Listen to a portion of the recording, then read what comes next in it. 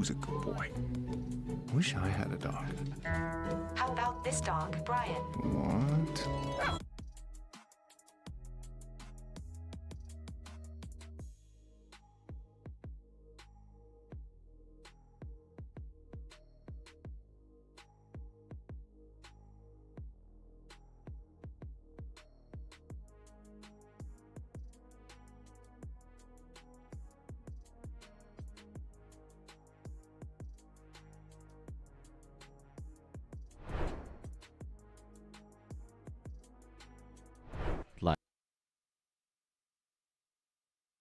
LAN. It is day 2. We are here at the game arena on this wonderful Saturday, beautiful Saturday here in Columbus, Ohio.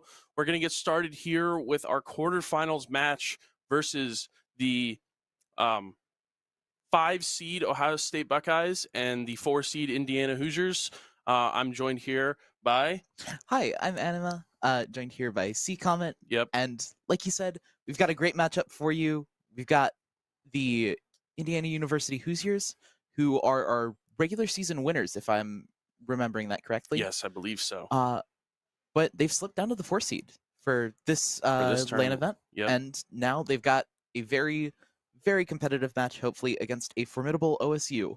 Yeah, so just to bring you all some context, Ohio State did have to forfeit map 1 because of players not being here on time. So we are headed into technically game 2, I believe. If I am wrong, I think my producer will tell me. But just for context here, we are headed into map 2. Indiana is up a map currently as of right now. So we're going to get started into game 2 here as soon as possible. So any context, anything you know about this Indiana team? Because I can speak to Ohio State, but I don't know so much about Indiana.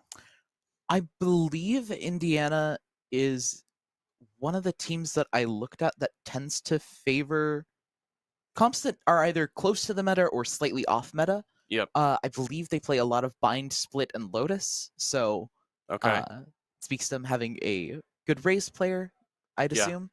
But I don't think we're actually going to be seeing any of those maps to start out with, if I'm reading this correctly. Yeah, so we're not exactly sure on map pick bans yet. We will let you know as soon as we know those. But we are getting ready to enter game here. Players are just readying up in the lobby. So on Ohio State's side, they came in kind of middle of the pack to this LAN event. They've been grinding really hard. They had some tough matchups yesterday, losing one of them to Michigan State and then beating UCLA in a close overtime match, 15-13. So all the teams here this weekend have been playing extremely close.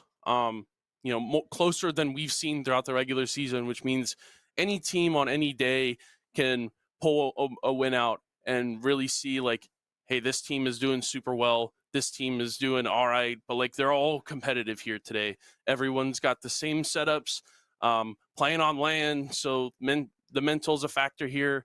We're going to get started with this map as soon as possible. Just hang on with us. Anything else? Like, what's your experience been with Columbus or, Ohio State LAN, or just how has this been going for you? I flew in last night. So. You flew in last night. Okay, well, welcome to day 2. Yep. I spent most of day 1 at Lincoln Tower and then down here at the game arena. So kind of got to see both of our Overwatch and Rocket League that we're playing at the OSU Esports arena. And then as well as Valorant and Smash were hosted here at the game arena yesterday. Now, every match will be here today, and we are going to crown 4 champions in the leagues here. So stay tuned. We're going to have some great grand finals matchups throughout the day. We got to get through these quarterfinal playoffs for most of the leagues. But I believe the first grand final you'll see today is Super Smash Bros. That will probably most likely be on the main stream. It is. So just stay tuned for those. There's links out on social media as well as you can look them up on Twitch. We really want everyone to see like what the BEC is doing, how we're hosting all these events. It's been really awesome so far. So make sure you stay tuned throughout the day. We're going to have a great day of competition, really. Yeah. And unfortunately, that day won't be starting quite yet. We do have a little bit of a technical pause as players are sorting out things. Obviously, like while it's not exactly a LAN per se, we are in person, and that brings with it a lot of the technical issues that a LAN might have. So Yep. we're probably going to cut to a break in just a moment, and then we'll be right back once we get those issues sorted out.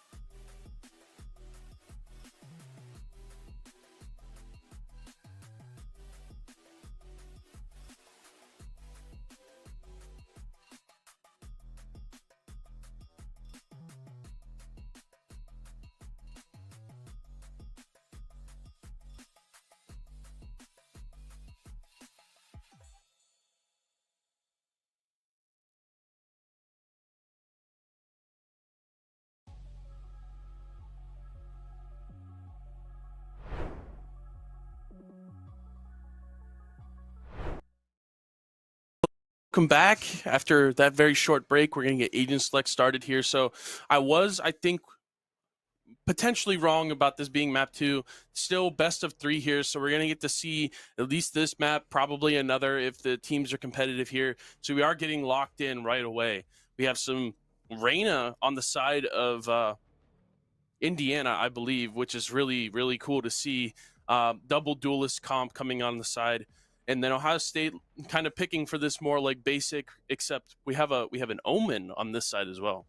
What do you think about that? Yeah, so I've seen both these comp styles quite a bit. Obviously, Winthrop, another collegiate team in Challengers, has been running a lot with the Reyna Jet on Icebox. Okay. And it's not something uncommon. Right. Reyna does bring a little bit of that extra initiation power that you might lack by going for someone like a Sage or an Omen. Right. So having Reyna in the composition is not a... But for Indiana, they don't have a lot of... they don't have... Meanwhile, for OSU, sort of a similar situation. You do have Wingman to help with the plant, but... Yeah, very important stuff there for Wingman. Yeah, but bringing the Omen in instead of like a Sage or a KO means that you might not have the ability to gather Wingman and Dizzy back up the way you could if you had an extra initiator or another way of like securing the space after you take it with Gecko. Yeah. So both these teams going to have a little bit of an extra struggle brought about by their comp, but nothing that they should be able to overcome. Yeah, and one thing to keep in mind is Ohio State has significantly more mollies and other things to stall the post plant or the plant. Gecko molly, Viper molly, Killjoy mollies. Indiana's kind of lacking that third X Factor molly, and we are loading in the game here. So Ohio State is going to take the attacker side here to start off. Looks like they're going to go for some mid pressure to start here. Yep. The mid pressure here is a good idea. You have that Omen. It lets you smoke off Boiler, and it also lets you default this Viper roll closer towards B. Yep. So that way you can play around a little bit later. The Viper wall isn't necessarily an indication of where you're going to go. And defaulting this wall is just so strong for the B cross anyways that you see a lot of teams that do just run solo Viper use that wall anyways. Right. But I'm excited to see how this mid split works out, because that's not something that you see a lot of teams go for typically on Icebox. At least definitely not off rip. Yeah. So hopefully OSU is able to change it up a little bit, actually do something with it. Yeah, so we are have a short pause here in game, but we'll get started as soon as the players are ready. Yeah, just hovering around mid. I think this Killjoy towards B is going to see some early pressure for Indiana. Yeah, that B wall from the Viper is super strong to start, especially if you have a secondary controller on the side of the attackers. You really only have to smoke off one or two angles when you're taking that A site, and they're just as well covered by an Omen smoke than a Viper wall per se. Yeah, and it also lets you dedicate the poison orb towards mid instead of throwing it for rafters like you see some teams do. It's just a lot of extra flexibility, and in addition, Omen also gives you a height angle to work with that you see a lot of teams opt in for, which is why you're starting to see more of a resurgence of Omen instead of Harbor for double controller on this map, even though Harbor does give you a way to get the plant down safely. Yeah, I do think that height is a factor here when you do lock the Omen. You see professional players really try to take advantage of angles where they can see over smokes or over certain chokes that normally you wouldn't be able to see because another team has, say, smoked that the main choke, but then you can like see over it.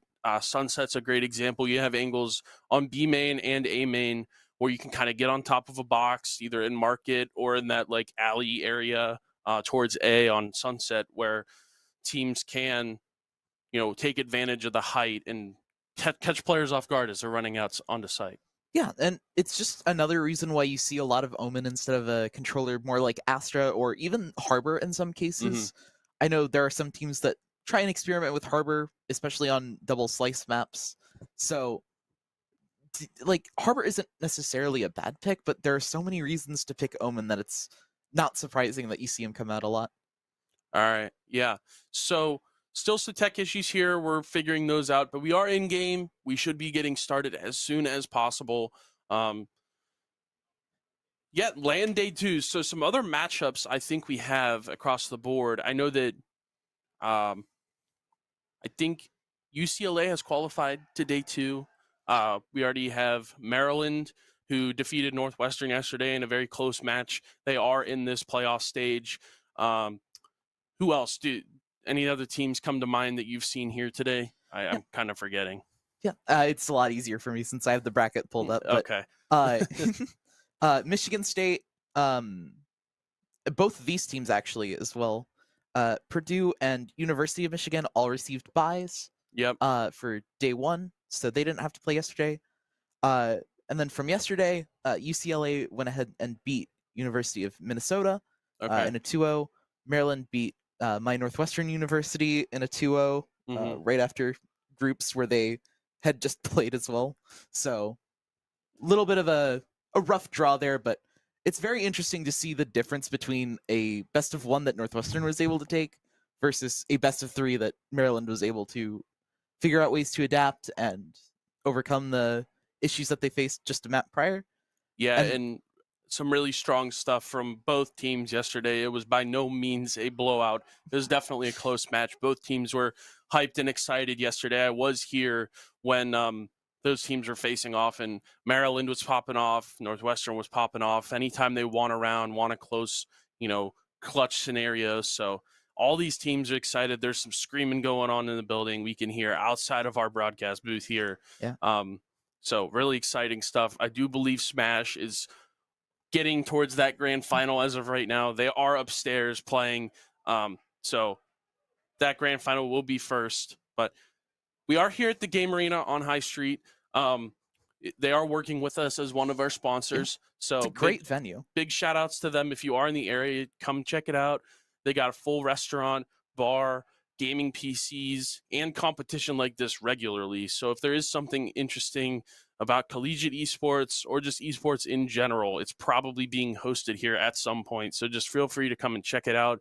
Same goes for Lincoln Tower at Ohio State. If you are a student of OSU, you can swipe in and use the PCs there. The premier teams, so our Valorant team practices there on occasion. You also see other teams there as well. So super cool space. You can check it out online. Check out Game Arena online. Big shout outs to both those programs and spaces for hosting us this weekend. It's been an awesome experience seeing all the teams here. And I think we're going to get started eventually.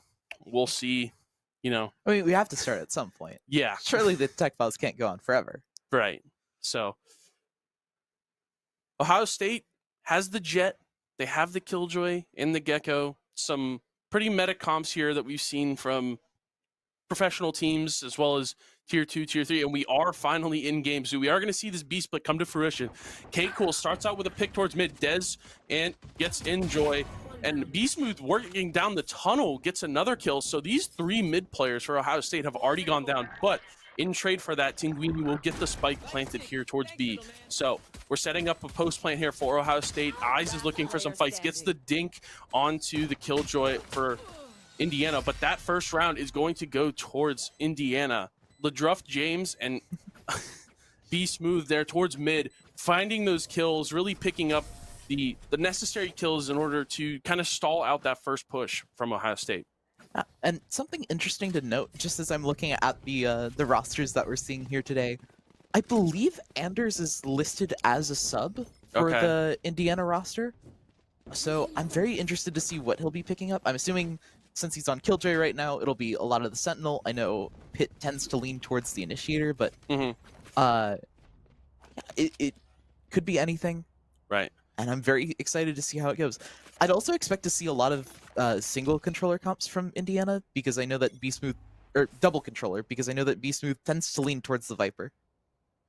Yeah. So Viper is a very meta pick, but Ohio State starting off once again towards the B-bomb site with with eyes on the lurk towards A. Just gonna see if Indiana wants to give him anything over there, but the early B presence is noted by Anders on this Killjoy. He's gonna call for an extra rotate from his Sova and kind of just getting the orb. Ohio State showing pressure. They're gonna kind of back off of B main here. Yeah, it's kind of expected that they do that, especially since it's the bonus. You don't normally see a lot of like lurks on the bonus, or the eco rather, as you're seeing from the KJ for OSU here. Yep. So I'm not surprised that this is ending back towards A.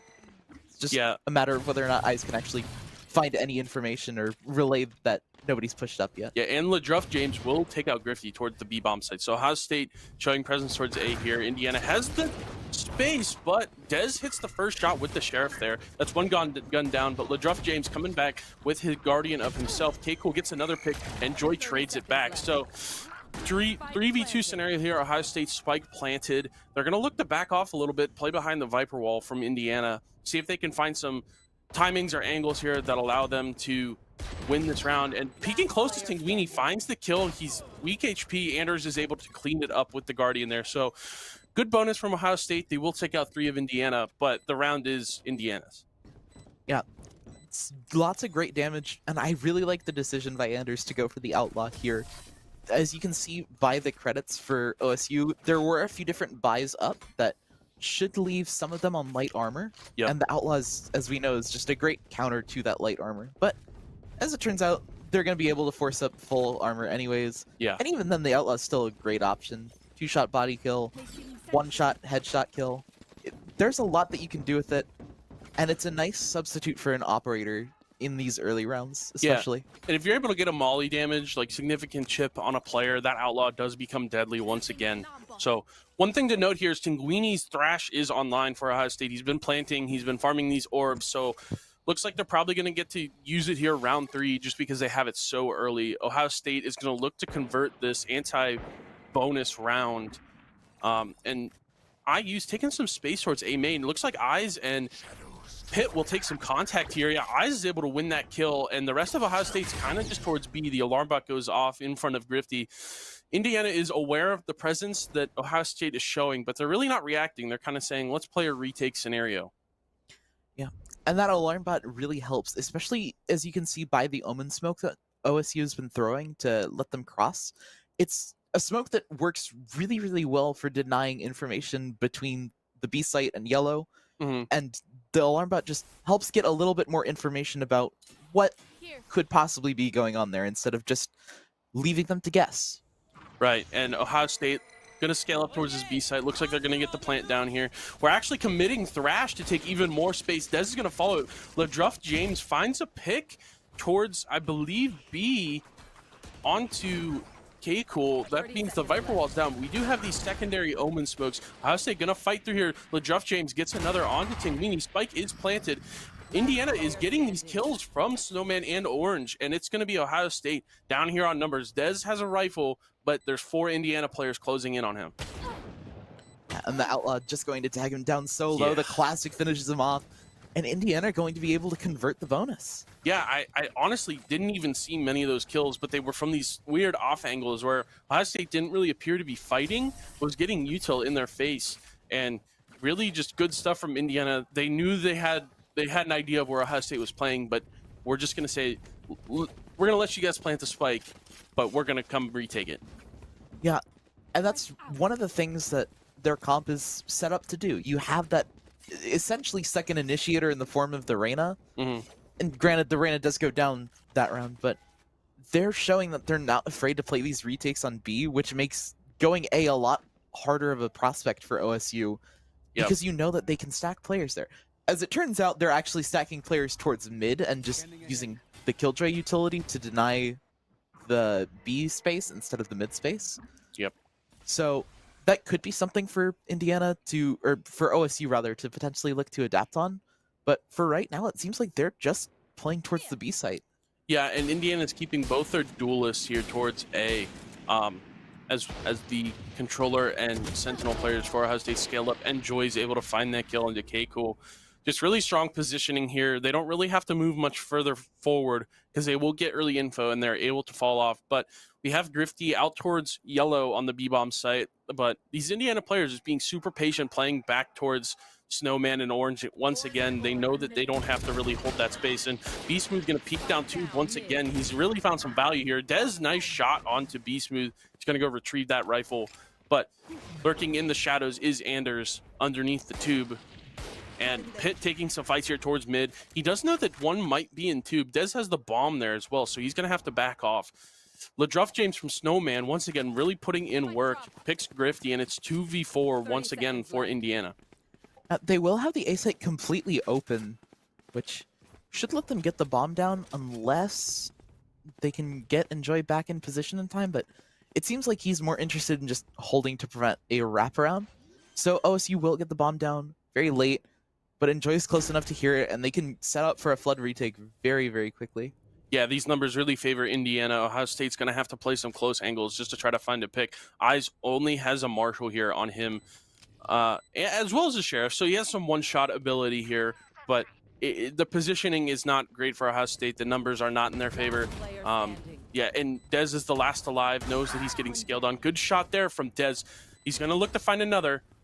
Doesn't quite find the kill onto Pitt. He's going to swing left. It gets taken out. So LaDruff James on the defuse while Pitt swings. Good stuff from Indiana. It's going to be 4-0. Yeah, and that position from Enjoy is just so good. They're recognizing that he can just get on top of the box, or the generator rather, and essentially just lock down every potential angle that Des could come from. And yeah. Unfortunately, it's just not planned for him. And OSU are going to take an early timeout. Yeah, so timeout here from Coach Cammy. Ohio State's going to take a minute to talk this over. They finally have guns. They have some ultimates that are near to. But yeah, Indiana's starting out really strong on this defense side of Icebox.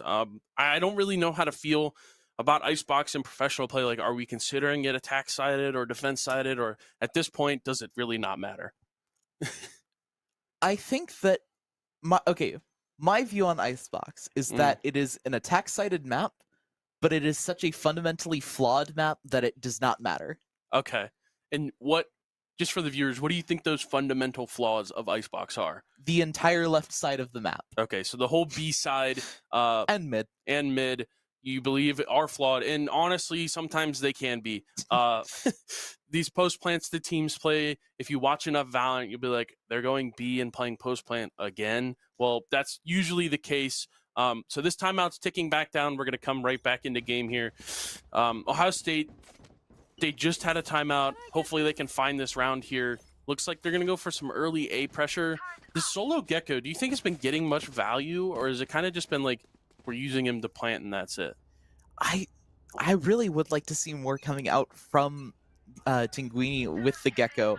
It really does feel like he's not quite using it as much, and granted, a lot of it's been because Indiana have been willing to just give up space and force OSU to just contact up, essentially. Yeah. So the Gecko isn't getting as much value as you might normally get, but it's at times like that where I'd like to see a little bit more of the Gecko. And you have these double smokes, and you can try and take more map control, but there just hasn't been a lot of it.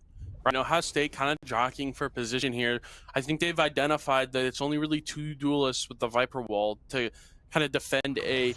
Indiana does get the Viper's Pit from B Smooth down early B main, so that space is controlled by them as of right now. Pit's gonna fight from top side, does gonna dash in, takes contact, but not a gunfight yet. And Joy from Generator finds 2 towards A site, and only 1 left for Ohio State. It is Grifty with the spike, but it is 5v1. Very, very favored here for Indiana. Yeah, Grifty's trying to figure out some way out of this, but just going to walk right back into Druff, and it's just not going to work out for him. A flawless round for Indiana coming out of OSU's timeout. Yeah, and Ohio State, the eco here is kind of weak. We might see some like half buys or maybe some rifles even from Eyes here. Looks like he wants to force up all the way. We'll see if he commits to that. But Indiana's got 3 ultimates online. Dez has the Blade Storm up unavailable, so he probably will use that this round. Ohio State's just going to stick towards A. I honestly think that their pacing towards A that round was just a little too slow for how much space they needed to cover. So this time maybe they'll go a little faster. Yeah. And here's a really subtle adaptation that I've noticed. Anders hasn't put down either of the mollies.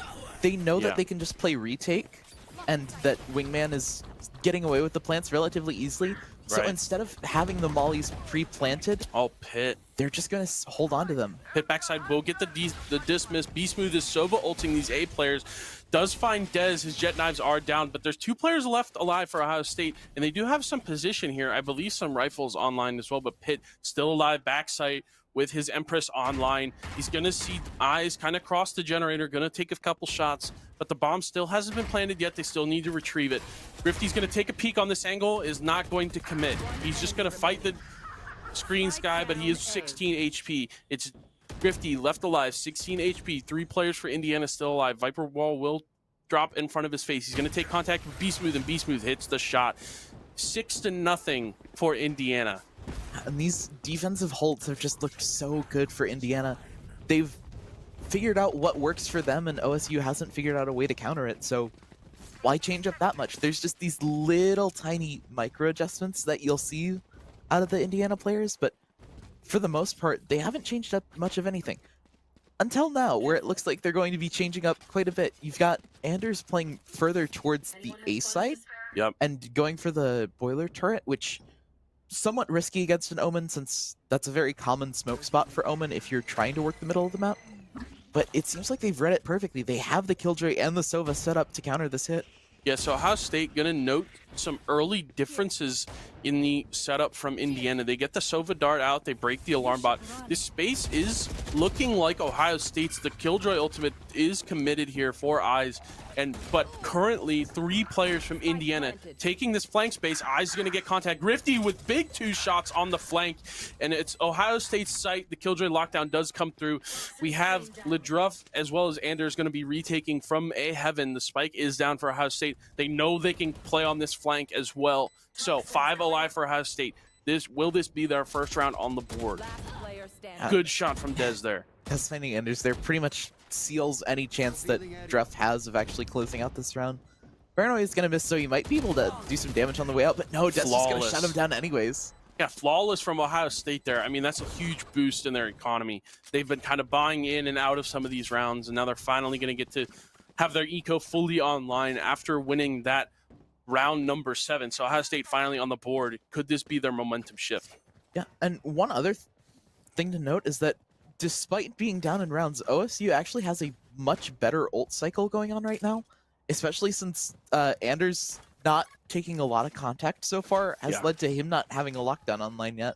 Yeah, only 5 ultimate points for Anders here. He is 3-2, so nothing to scoff at. But yeah, just not a lot of fights taken on his side. Ohio State putting the Viper wall up early, using Gecko Dizzy to clear some B main space. So they're going to take this space away from Indiana early. And Indiana, same game plan though. They're going to look to retake this space. Tinguini commits the Thrash here. It's going to jump towards backside.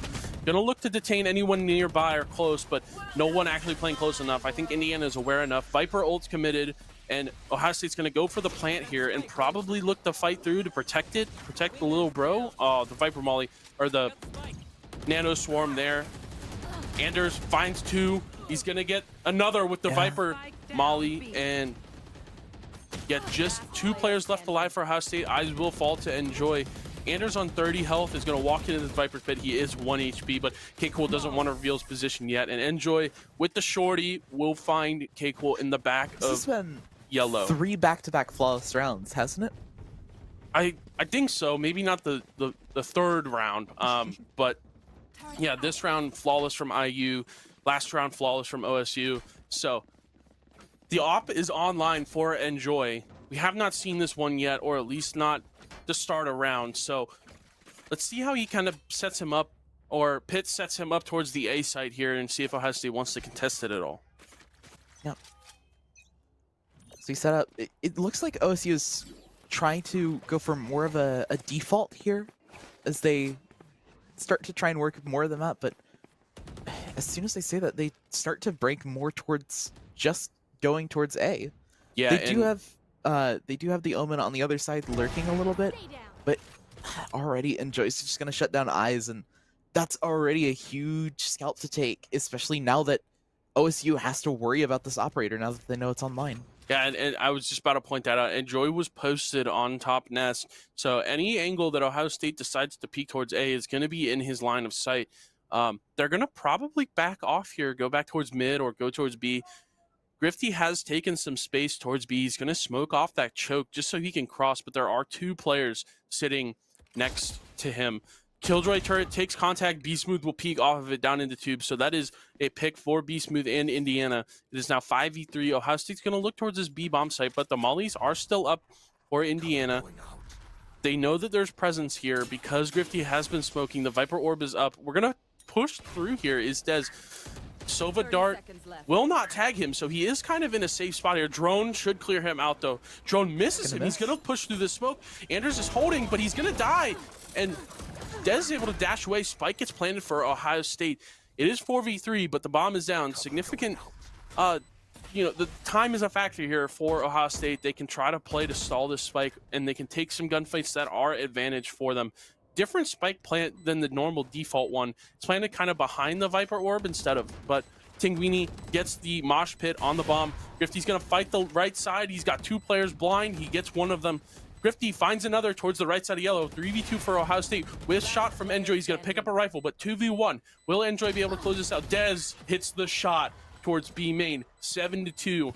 Ohio State picks up another round. That was a really heads up play by Dez to salvage the round there. Had an opportunity for a second one onto Druff, but just couldn't quite get the spam online before needing to dash out. Yeah, playing his life, super important there. Keeps the numbers advantage for Ohio State, but really good stuff. The Sova util wasn't on point for LaDruff James, which allowed Dez to kind of find his groove, his mark towards the B site for some entries and some important frags there at the end as well. Yeah, and now OSU trying to actually get some sort of a string of rounds together. And we're starting to see a little bit of a different look. Instead of either the Omen or the Killjoy lurking, this time it's going to be Des on the Jet. Making some noise over towards A. But yeah. Unfortunately, Tinguini's going to get shut down by Enjoy, and that's not a great sign for any future prospects on the B site. Yeah, so Tinguini does drop the spike. Indiana's aware that Ohio State was bringing the spike towards B, but they don't really know that the rest of the players are here. I think the one-way was bad from Grifty, but this op has repositioned since Viper Wall. Not going to be able to hit that shot for Enjoy, but Ohio State's going to scale. He's going to look for another peek. Whiffs on Dez, but will fall back to live another day. Ohio State taking the space. They got to fight through. Sova Drone does tag him. Backside yellow. Ohio State here just kind of in a rough position. There's 3 players in front of them, 2 players behind them, so they kind of have to commit and fight through here. Anders picks off K-Cold. Dez able to trade it out, but LaDruff James from the top site. Grifty finds another towards, I believe Snowman is where Enjoy was playing with the operator, and it's 3v2 for Indiana. They do have the spike still in their hands, so they're going to either have to push through or plant the spike here. Grifty's just going to make some noise for that stall. Dez and Grifty here trying to get this spike planted. The smoke goes for Snowman, which it's a great idea, but unfortunately that's just not where either of the players are playing. Oh, double swing. Grifty just going to get stuffed out by Druff. Yeah, in 10 seconds here, time ticking away for Dez, 3v1. He's going to look for a fight, finds one, time has gone, and B-Smooth picks up Dez to end this round 8-2 for Indiana. Ultimates aren't really a factor, but finally Anders has his Killjoy lockdown online. And that'll be another great tool, especially since OSU's comp isn't actually set up to break lockdowns.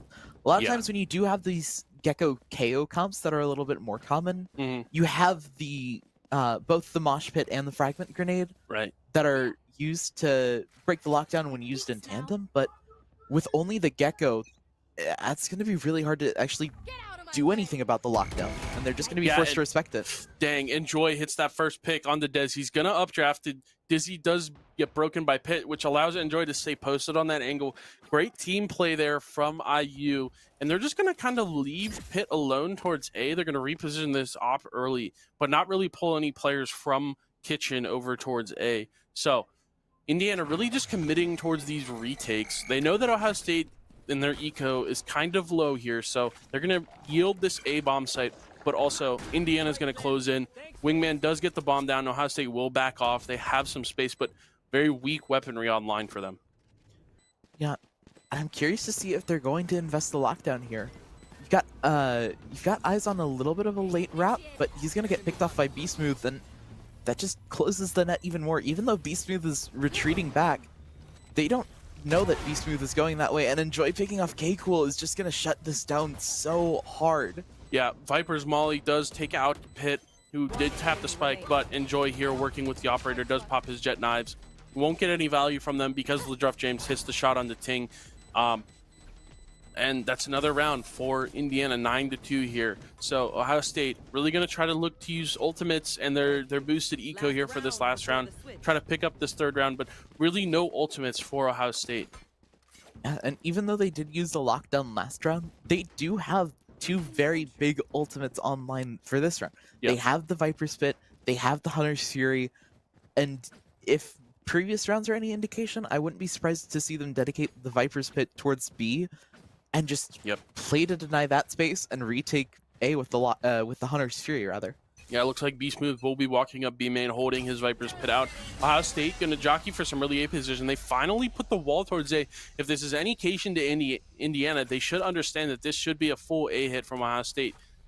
Smokes are coming in for Ohio State, and they're going to be taking this bomb site relatively easily. Pitt will yield it, but retake here from Indiana. They have a Sova ult. Wingman has the plant, but Thrash is now online for Tinguini. So I want to see how he utilizes this in the post plant. Drone is coming through from Indiana. Pitt's going to take some space here towards Raptors, but sitting in the smoke is Grifty. He's going to TP out with his life. Enjoy gets Dez on a long angle here, but we are popping Sova ult. No really value coming from Ledruff James, but the Viper Orb in the face of Enjoy is going to really cause some issues here. Finally, Thrash gets shot once, and it will die, but big scan coming up from Ledruff James. K-Cool is able to pick up Beast-Smooth, and peeking here is Drifty. Nothing on his side, but Ohio State able to pick up this third round. Great stuff from them. I think there was space for Indiana to defuse behind Nest. Potentially, yeah. I think that was almost a massive oversight for the side of OSU that I don't think Indiana quite picked up on in time. Right. But if it was, that would have been very, very heartbreaking for OSU. Right. But as it stands, we do get the 9-3. We've seen comebacks like this. Obviously, the famous Fnatic one on Icebox started as a 9-3 and then just kind of got worse from there. But yeah, I mean, this defense side for Ohio State could be the side that they need in order to bring this map back to a close one. You know, first match of the day. It is relatively early for these Valorant gamers, so getting accustomed to playing on these computers and, you know, honestly just waking up is super important in order to play well on a day like this. Looks like Indiana was ready to play today. Let's see if Ohio State can bring it back on their defense. Yeah, and already you can see just how fast this type of comp can go. You've got the Jet, you've got the Reyna, you've got the Sova to help them entry. There's not really that much more that you need to actually take a site on Icebox. From there, it's just, can you hit your shots? Yeah, and Dez starts off with a pick onto Pit. So the Reyna is down for IU. Ohio State's going to walk into this retake here, but B-Smooth is kind of this X factor working up towards mid. Ohio State scaling the site. K-Cool's going to check the flank, does find the kill. Dez finds Anders, but Ledruff James and Enjoy fighting up this left side, but K-Cool cleans them up. Ohio State pistol round 1 on their defense, so huge start here for them. Yeah, you've got to figure out a way to deal with Wingman in situations like those. You can't just plan on eliminating everybody. Yep. You have to figure out a way to deal with that sixth man, Right. little boy. Yeah, little bro there, just gonna hop on the spike. He's gonna start defusing while the rest of Ohio State is gonna fight through that A bomb site. So I think IU's game plan for this whole half is we have 2 duelists and a Sova. Let's rush A and hope Ohio State can't really play under the pressure here. Yep. Well, they are going to have weaker weapons for this time, so going A actually makes a lot of sense for them here. Yeah. A lot of close angles that they could potentially work with, and lots of ways to get the bomb down. Yeah, and Dez and Tinguini are playing here towards screens. They're pretty much like, hey, we're going to yield this bomb site again, but Dez does get tagged up. He does get some damage onto Be Smooth as kind of a trade, but all 5 of these Indiana players scaling. Great shot from K-Cool there with the Phantom online. Spike does go down for IU, and Eyes will lose his life towards mid. Good fight there from Pitt with the Sheriff, but so far, really no other movement from Ohio State. They're going to wait to regroup and retake this as a team. A little bit of damage onto Des as well. Not going to big be shot. great, and Enjoy's actually going to take him out.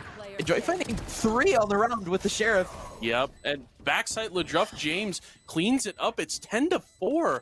I mean, we didn't expect Indiana to win that, but with some good shots from Enjoy and Ohio State kind of whiffing on some of theirs, it goes to the side of Indiana. So Ohio State going to take another timeout here for the second half. Early timeout too. Yeah, they're going to regroup and find like, hey, how do we want to approach this? We lost our anti-eco round, so let's figure it out together. I'm not opposed to this timeout here. Yeah, it does give you an opportunity to plan for this upcoming low buy, which is always a good thing to have, but I do want to point out something. That wasn't a thrifty last round. That means that OSU either didn't buy up or Indiana bought up enough to justify it. Yeah, so some Sheriff's purchased for Indiana's side, but also you had Dez saving the Sheriff that he used on pistol round. Grifty, I believe, only purchased a Stinger, so the only real rifle they lost was K-Cool's Phantom there. I think there was a Bulldog on the ground at the end of the round as well. So. Yeah, most likely. So, kind of a half buy for Ohio State. They're like, let's buy a couple rifles, but also be able to buy into the next third round and try to really steamroll this momentum. But Indiana just kind of shut it down, and now Ohio State really on an eco here. Dez appears to be saving for an op, just to keep that in mind. Yeah, that's probably why he was just on the Sheriff for last round, but that's the danger of running that FPX style buy on defense. If you don't actually win the round... Oh boy. We're going to get some early contact here from Ohio State. Whiff from Pitt.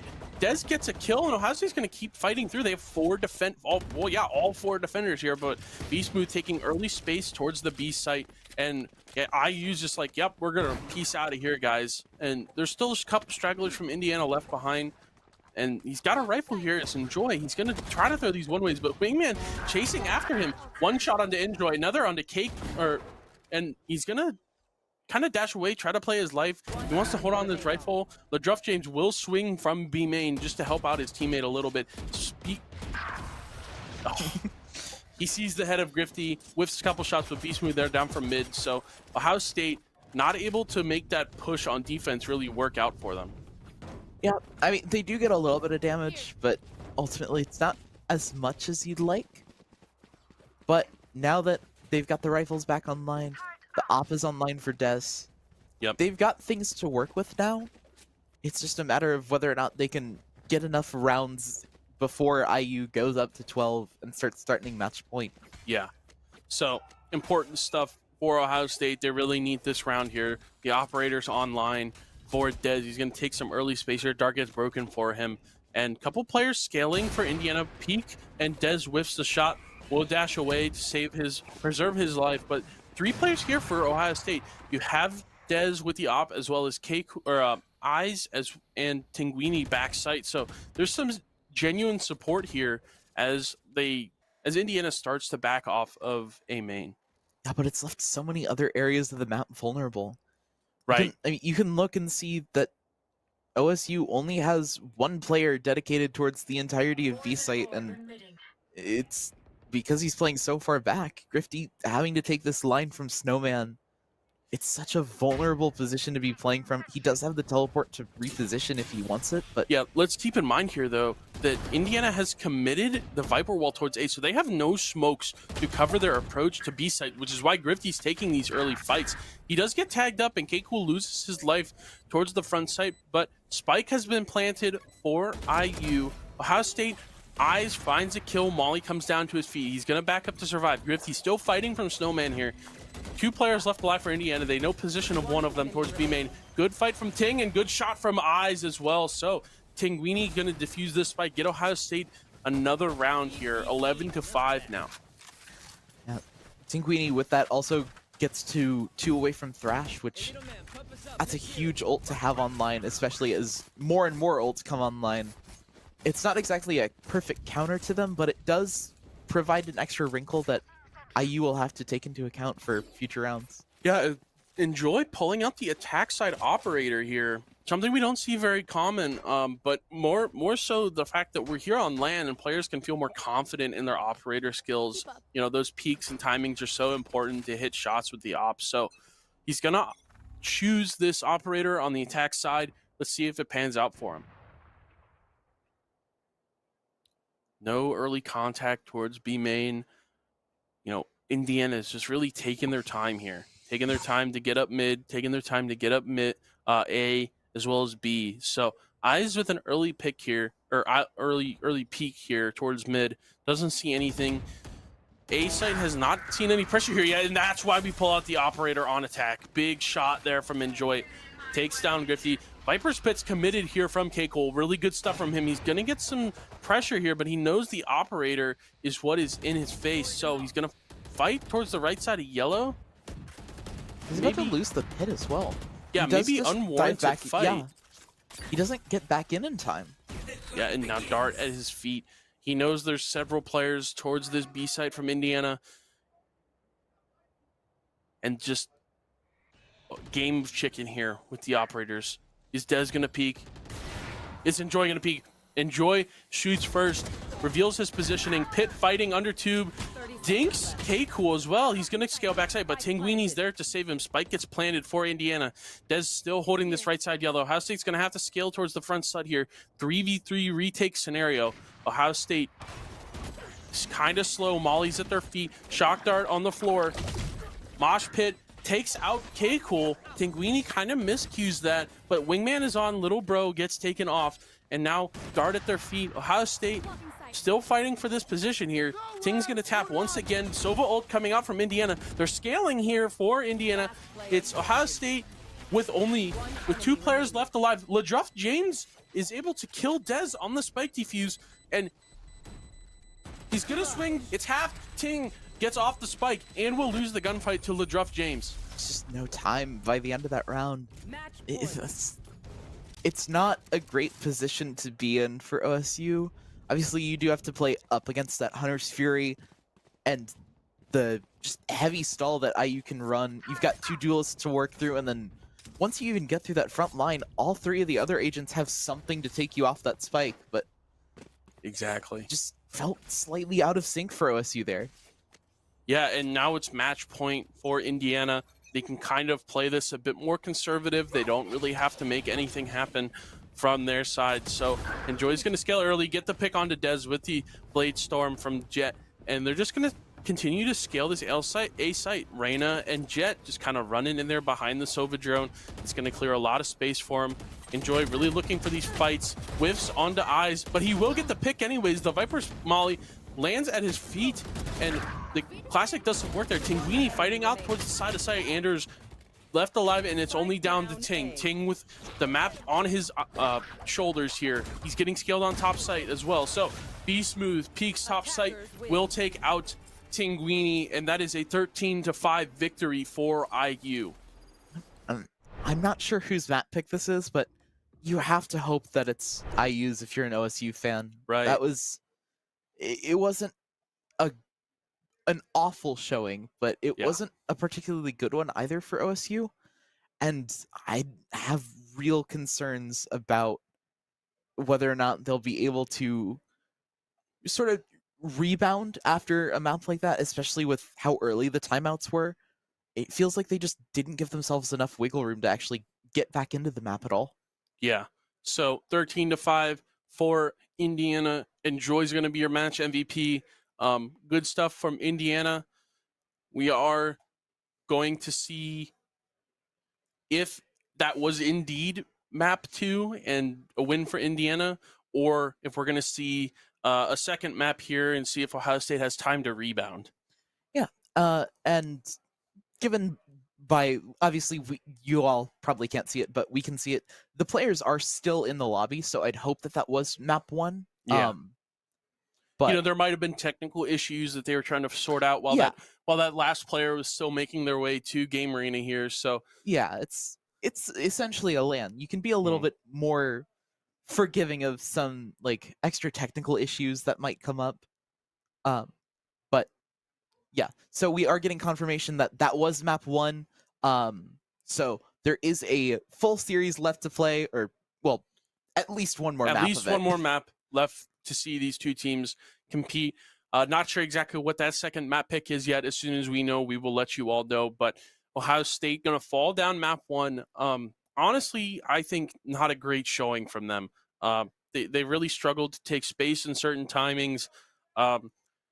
Overall, I think IU was hitting their shots way more and just really like trying to find early opening picks, which gave them the opportunity to kind of roll some rounds together. So good stuff from Indiana. They really did a great job of, retaking was a big one. They played a lot of retake, as well as just like finding opening picks, allowing them to kind of get these advantage number retakes on Icebox. So we're still hanging out, waiting for map 2 to start. Any other opinions you have on this first map of Icebox? I mean, if you're going to be playing like that, especially with Enjoy and Pitt doing as well as they did, it's entirely understandable why you'd want to run the double duelist composition. Yeah. And I wouldn't be surprised if we see something like that coming out. But I do believe that Pitt is usually one of their initiator players, so okay, I'd expect to see something like along the lines of like Raise, Sky, Omen, Viper, Sentinel. Okay. If we do end up going to a map like Lotus or Split or Bind. Right.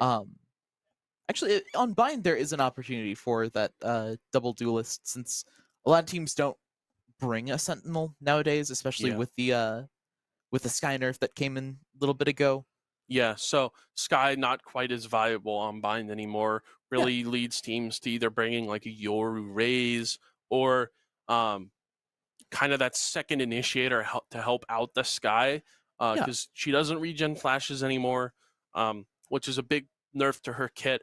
Doesn't really allow her to be that do everything kind of initiator. She's more of a flash initiator with the drone capability on the dog. So I wouldn't be surprised if we see Sky again, because she is still strong. She does have strong utility, but not as meta as she once was when a double controller dominated meta. Yeah, to be honest, that's kind of a good thing. It promotes a lot more comp diversity, but it's not even that she's not. She's still strong. It's just you have to be more specific about how you use her, and a lot of times teams are going to want to bring in sort of a supplementary character to help her out. I will say on Bind, I did notice something that I hadn't seen before. Earlier today, actually, when DRX and T1 played, they went to map 3. That was Bind, and DRX were running solo KO as an initiator. Interesting. With a Cypher instead of a second initiator or duelist. Yeah, I'm not exactly sure how that panned out for them. You may know, but it worked really well, but I don't know how much that was DRX just playing better than T1. Yeah, fair enough. DRX, very strong team in that VCT Pacific area. We are still waiting to get map 2 started here. I do believe teams are taking a break just to get ready into this map 2, get some water, use the restroom, kind of refresh for this map 2. Take a mental break if you're Ohio State, because that first map didn't go probably exactly the way you wanted it to. But I do believe that they have the mental and the skill to bring this series back tied 1-1. I really do believe that. Yeah, and it's going to be rough, especially after losing a map like that. But It's certainly doable. There are certainly ways that you can come back and play into that a little bit more. Mhm. I do really want to know what map is next, though, and whose map pick it is. Yeah, we'll figure that out as soon as we're ready. As soon as the players are ready, we are always ready to cast. But yeah, I did. If I do think I remember correctly, it was Ohio State's map pick. So the next map will be Indiana's map. It's not uncommon for teams like these strong teams to trade maps and kind of go back and forth and then get to that decider. We see it quite often in VCT. If you have two teams of very equal skill, it doesn't really matter what map you're on or whose pick it is. It's just more of a matter of fact of who can adapt better into certain scenarios and who can really find the ways to kind of put rounds together rather than just trying to get one here and there. So I believe the next map is Bind, if that's what we're hovering correctly in lobby. So we'll get started as soon as players are ready. And yeah, I think Bind is the pick. So what do you think? We were just talking about it, but what do you think we'll see from compositions? I mean, given what I know about OSU and how you all like to play the map of Bind and just agent comps in general, I'm not surprised that we're going here. It definitely seems like something that both teams would have let through the initial bans. Right. I'm excited to see the double duelist coming out from OSU this time. Yeah. I do think that Ohio State will lock in the Yoru Rays. It's been something they've had for pretty much the entirety of this tournament. Grifty and K Cool on their respective controller roles. Tinguini hovering the sky. So we may see a mirror composition here from both teams. So Pitt on the Rays, and I think Enjoy will be on the Yoru here. So super cool stuff. Mirror comp. It really just is going to come down to who's better at finding opening duels, managing their ult economy better, and like maintaining space. So like Bind is a very dual lane map. If you want to take a bomb site, you kind of have to go long or showers as well as your normal main takes. So the way I like to look at it is a lot of people don't think that Bind has a mid, which is technically correct. There is no like set middle of the map, but to an extent, you can kind of treat the belong to showers area as the middle of the map that you have to fight over, just with some interesting routing behind it. Yep, it's kind of like they're like, yeah, we're not gonna have a mid, but we're gonna have these two separate lanes that really just focus like a function as a mid, and it's kind of like pressure that you can show towards a bomb site, but don't exactly have to commit there. And I think that's probably why they put the orbs there. You have the orb belong, you have the orb and showers. To entice these players to take the space if they want this extra ultimate orb. So I believe, defense side for Indiana here, Ohio State will start off on attack, and this should be IU's map pick. So we'll see how this pans out for them. Ohio State still in this one. They have this second map to kind of work with, see if they can bring it back. And they're going to look to take some early showers pressure here to start. So as this initial pistol timer ticks away, we are going to see Ohio State kind of take some A site presence, and they're probably going to be met with Anders and Pitt in showers as well. They might even get smoked off here. And one last little subtle note, I don't think it's out for OSU, or I don't think it's over for OSU quite yet. I think this might actually be their map pick, since Indiana's starting on defense, which is the side that most teams would normally prefer to start on. Yeah, so Dog does come through showers here. Does note the presence, and Ohio State's going to flash out. Crossfire here, but I is able to clean up too. Dez is down to 10 HP, but he keeps his life here, and it's going to draw some rotates from Indiana, so they're going to leave Sky alone on B, and they're going to, Ohio State kind of just going to regroup here in Cave. Dez is 10 HP, only 1 TP left, but Ohio State, good numbers here. Grifty's just kind of been locking down the market, making sure that Indiana doesn't push out of B, but good regroup here. Seeing as Enjoy takes no pressure towards A after that initial fight, I think Indiana feels comfortable stacking towards B, which is why they have 2 players here. Ohio State going to scale up long. I think if they note the presence of 2 players here on B, they're just going to TP and peace out. But Dez is already out, 10 HP. Flash comes out from Ledruff. No pick yet, but Dez 10 HP falls. Be Smooth tucked in the pocket. They're going to fight through. Eyes gets 2 more. He's on for the ace here. 4 kills as Enjoy walks out backside. 2 players left alive for Ohio State. They're not rushing this scenario whatsoever. K-Cool going to jump up on top of side. Risky fight, but does get the kill. Good start from Ohio State. Eyes with the 4-piece to start us off.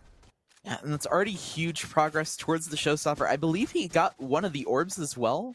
Yeah. As you can see, he's sitting on 5 of 8 instead of 4 of 8. Yep. So that's already really, really great for OSU to try and get themselves a little bit of an early lead, an early advantage, and then figure out a way to hold on to it just for a little bit longer. Yeah, and note here, Ohio State's going to pretty much full buy into this round after they won pistol. They don't want that round that happened on Icebox again where they kind of half bought and then lost, and then they kind of got honestly probably lost the map because they weren't able to convert that second round after winning pistol on defense. So they're just going to contact up A short here behind the Viper util. Eyes throwing the Roomba into the U-Haul space. They're going to take this space. They currently see no one. Dez in showers alone. This is where you're going to see him most of the time. And then the TPs are in here for Enjoy. So he's already backside, but only 1 left alive on site. And then he's going to get taken out by Dez. So Enjoy here left retaking with Ledruff. Be Smooth on the flank. Let's see if Ohio State's aware of this. Wow, good shot. A great shot from Enjoy gives them a little bit of extra play into the round, but Grifty finding the pick onto Be Smooth there should nullify any of the pressure from backside. Oh. Enjoy just with another nasty shot. Yeah, and Ting also gets tagged up there too, so he is 1 HP with his Spectre. K-Cool does finally pick up Enjoy, and it's just Ledruff left alone with a classic to his name, 76 HP, jumping around in U-Haul. So Ohio State will note his position. He will take a shot, but Tinguini here in this little rat angle, he's just going to chill out and run away. They're going to let Ledruff die to the spike, and Ohio State's going to hold on to 3 weapons. Yeah, great call by Druff to just go down to the spike there, not look for anything. But yeah, that's a really good buy for OSU to hold on to. They have the Guardian. They have K-Cool, who can buy up that extra rifle since he was just on a Ghost for last round. And outside of that, Enjoy getting a couple picks with the Sheriff there did give them a little bit of extra play into the round, but it ultimately didn't do as much as IU would have liked it to do. Yeah, so it's finally buy round here for IU. They're going to have some rifles online. Ohio State going to look to convert this bonus round, and they're going to take Shower's presence again. It's just Dez kind of walking up, throwing his clone out. Actually, this time fake clones, and he's going to TP out. That's something we don't normally see from a Yoru player, but he is alive with his life, going to regroup to get that heal probably. As we have a couple players kind of in unique positions. I'd like to note Eyes. He's pushed up pretty much all the way into hookah already, while just Ohio State makes a presence towards Showers. He's only got a Sheriff, but if he knows that there's no players here, he might be able to get out of hookah for free. Yeah, and that space taking is just such a nice asset for a duelist to have. Obviously, we saw him on the Killjoy last map where he was left to play sort of that lurk role. So to see him on a Raze taking space in a very similar sort of way, it's really good to see out of OSU. Yeah, these 2 players doubled up towards B long for IU. They're going to see some, I guess, kind of fake pressure from the Raze here. It's going to pull a rotate from Enjoy because they need someone to spot his hookah. He will hit the shot, but it's Ohio State kind of just scaling here towards A. They're not going to see any contact yet. Dez will walk out with his Guardian. Sees one backside, going to flash here, but good shot from Pitt. Ting gets full blinded by his teammate, but it's 2 Ohio State players still alive towards the A site, but there's 4 players from Indiana here. Yeah, and Pitt's able to clean up the last few stragglers. It's just Grifty left with a rifle to his name, but really not much on the board for him in terms of, winning this round. And that rifle's probably worth holding on to if he can survive the next, 5 seconds or so. Yeah, Vandal online, he gets to keep it, kind of buy his team into the next round as well. So good eco here for Ohio State. Not quite able to convert it, but pretty much expected from them, after they kind of full bought into that second round. So the weaponry here for round 4, all online. It's more of a matter of who can get the position early. Eyes is notably 1 orb or 1 kill away from his showstopper ultimate. So yeah, let's see how this round pans out for Ohio State. They're going to kind of go for a default once again, just towards showers and A, and then walking up towards B here. And I like OSU trying to work both sides of the map a little bit earlier than they did last time. That was something that they didn't do quite so often on Attack on Icebox. And seeing them be a little bit more diverse with how they're playing this map and where they're approaching on their attack side is a good show for them.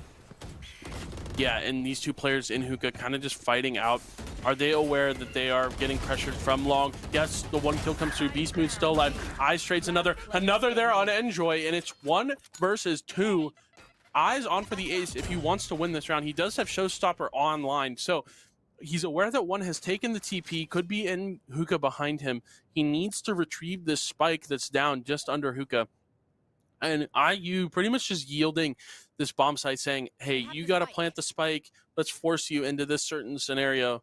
I want to see if like Eyes could kind of TP here, and it would kind of work. What I'd like to see him do is probably like tap the spike first on B and then hit the TP and just kind of deceive IU a little. Yeah, it would get Anders a little bit further out of position, but in order to actually make that rotate timing, I'm fairly certain he'd have to use the last blast pack, which is something that he'd probably like to have for keeping the Showstopper online. Yeah, he will tap the spike here. These IU players will start to close in. He's going to commit to a spike plant. Does it spam from CT? So Anders picks up round 4 for Indiana. And Eyes does have the Showstopper online, and Dez has his Yoru ultimate as well. So timeout coming here from Ohio State. Looks like they want to regroup and rethink this next round. Yeah, and it's another timeout being called by Eyes specifically. Yeah, who I'm assuming at this point is probably either the IGL or the hype man of the group. Yeah, so Eyes just more in tune with like, hey guys, we need to regroup, or he's pretty much the player who keeps them all in line. He's the like glue guy. He's the rock kind of guy. So let's keep everyone on the same page. Like, hey, we need this round. Let's call a timeout. Let's work it out. We have some ults to work with. So an important round here. If Ohio State's able to win it, it could mean that IU's economy is kind of broken. You know, they did kill 3 of Indiana's players last round, so they are kind of forcing into this one that's coming up. So like if they are able to win this round, it might mean that Ohio State could start steamrolling these rounds together. I will say Bind is generally a defensive map, so getting this pistol round for Ohio State to start and getting a 2-2 instead of, you know, losing pistol and then losing these next 2 is a good indicator that Ohio State has some life here. You know, they're not really out of it. They're showing some good plays, some good presence towards showers, towards hookah, and kind of abusing space that Indiana's deciding either not to play or they're going to play just in a different spot. So a little bit of a slow default again from Ohio State. They know they can take some timings and fast rotates, so they're going to work up B long here, kind of hesitantly, just because they know Indiana's been playing here so often. This is a really weird position coming out from B Smooth and I believe it's Druff on Sky, where I was mistaken. For whatever reason, I thought B Smooth was also looking at long, but instead it's going to be Druff and Joy on the double stack. They both get flashed, but ultimately Enjoy gets to keep his life. Yeah, and then the Yoru ultimate comes through here for Ohio State. Dez going to scale the site, put a clone back towards long, and Eyes will pop the Showstopper. Does get killed from hookah, but traded out by Ting. And these players from IU are scaling out backside. Dez with 1 shot. Will he hit the other? Ting cleans it up for him, and it's just 1 player left for IU. So sort of an eco round, but Ohio State uses the ultimates here to force out peaks and positioning that are unfavorable to them, and Ohio State picks up a couple kills here. It's all down to Anders. He finds the spray onto Dez. Does he know that there's another player close in tube here? Ting's actually going to back off and get to elbow and let his teammate from hookah take first contact. So Anders is now aware of K-Cool. He probably looks to smoke him off in hookah or smoke. Yeah, he's going to smoke the bomb as well. So he's 2 smokes left for him. And these players are going to start to close in. Molly's good from K-Cool, so can't defuse just yet. 7 bullets left in this rifle. And he's going to jump up onto hookah, and he's going to Anders taps the spike here. K-Cool jumps out, runs out of bullets, and it's a thrifty round for Ohio State. K-Cool with the Sheriff cleans it up. Quite unfortunate. He picked up a gun that had only 7 bullets in it. Just really unfortunate situation there, but ultimately OSU played that pretty dang well. They're not afraid to invest the ultimates when it seems like they can steal around away with them. You saw the Dimensional Drift and the Showstopper both come out there, and ultimately just really good individual calls by Eyes and Des there to know that, hey, we can go in, I can figure out where people are playing from to try and get the Showstopper. And well, ultimately it didn't work. It was still a really good asset to trade out for OSU. Yep. And I'm not like surprised that they invested it like that. Enjoy is playing so far up here. Yeah, and I think he knows he can kind of get out or has some support from his teammates. But another thing to keep in mind is Ohio State winning that last round allows them to kind of keep some of these ultimates online. They're very close to the Orbital Strike from Grifty, and they also have the Seekers online for Tinguini here. So IU also working with 4 ultimates of their own. Probably going to look to like retake some post-plant scenario, which is why I think they're conceding this A bomb site. And Ohio State's going to note that. They're going to take some space. And good shot from Anders there. He's just going to keep fighting and finally falls off. Cabbage coming his way. He will take that, but Ohio State disadvantage post-plant here. All of IU is finally here. Enjoy commits Dimensional Drift to scout players out. Raise Rocket actually misses, but some players are weak. Enjoy here kind of in a rough position. Keiko wins that fight into U-Haul. Will he be able to keep his life? He's getting scaled on by 2 players, peeks to the wrong angle. Enjoy cleans it up. 4v3 for Indiana here. Tinguini sitting in the Molly. Eyes from Showers kind of being that X factor. Finds the pick. Molly is on for Ohio State. Just Ting left alone and isn't able to get those final kills and kind of set up his host plant. So Indiana gets their 3rd round. We're all tied up. Yeah, and ultimately just really well played by OSU there, or by IU there rather. Great retake. I love the usage of the Dimensional Drift to figure out where players are. Very similar to how we saw OSU do it on attack just the round before. Yep. Yeah, and I believe it was the same ultimates invested, except the Seekers also being brought out that round for IU. And at that point, there's just so much utility coming at the OSU players that it's really hard for IU to like stand up to all that, or for OSU to stand up to all that, and really easy for IU to just figure out, okay, what do we need to like actually take versus what areas can we just walk into? Yeah, so 3 ultimates committed from Indiana, wins them that round. Early peek here from Eyes. The Stinger does work. I love that gun, by the way. It's either the most fair gun or the worst gun ever. And Tinguini just scaling Sander. Ohio State taking some early fights. Eyes is weak. He only had a Stinger, so he's going to take that early swing. Brim ultimate coming out. Will Ohio State? Yeah, they will get the spam. They are aware of Anders' positioning, and they have this bomb site relatively free, but it is just Grifty with a classic here. Has some backup from K-Cool. Gets the first shot, but K-Cool Judge behind him, and it's just B-Smooth left alive. K-Cool still in U-Haul here. Picks up a rifle finally. So doesn't have that close range ability with the Judge. Is he aware that B-Smooth could be behind him? Not exactly. He's going to trigger discipline here. Walk up behind the wall. Hits the shot. Takes another. Tinguini able to pick up the kill from bench. And that's a thrifty round for Ohio State. The Stingers and Classics there putting in some work. We're starting to see things go a little bit more back and forth, just like how we might have been expecting Icebox to go. Yeah. After that one string of flawless rounds, this time we get a couple of low-buy rounds being won out by both teams, and it's really good to see OSU be able to fight back in, but I need to see them actually have success on a round where both teams are on rifles to know whether or not it can actually be continued success versus just, okay, we got lucky. Yeah, so Ohio State going to show some early pressure towards Showers here once again.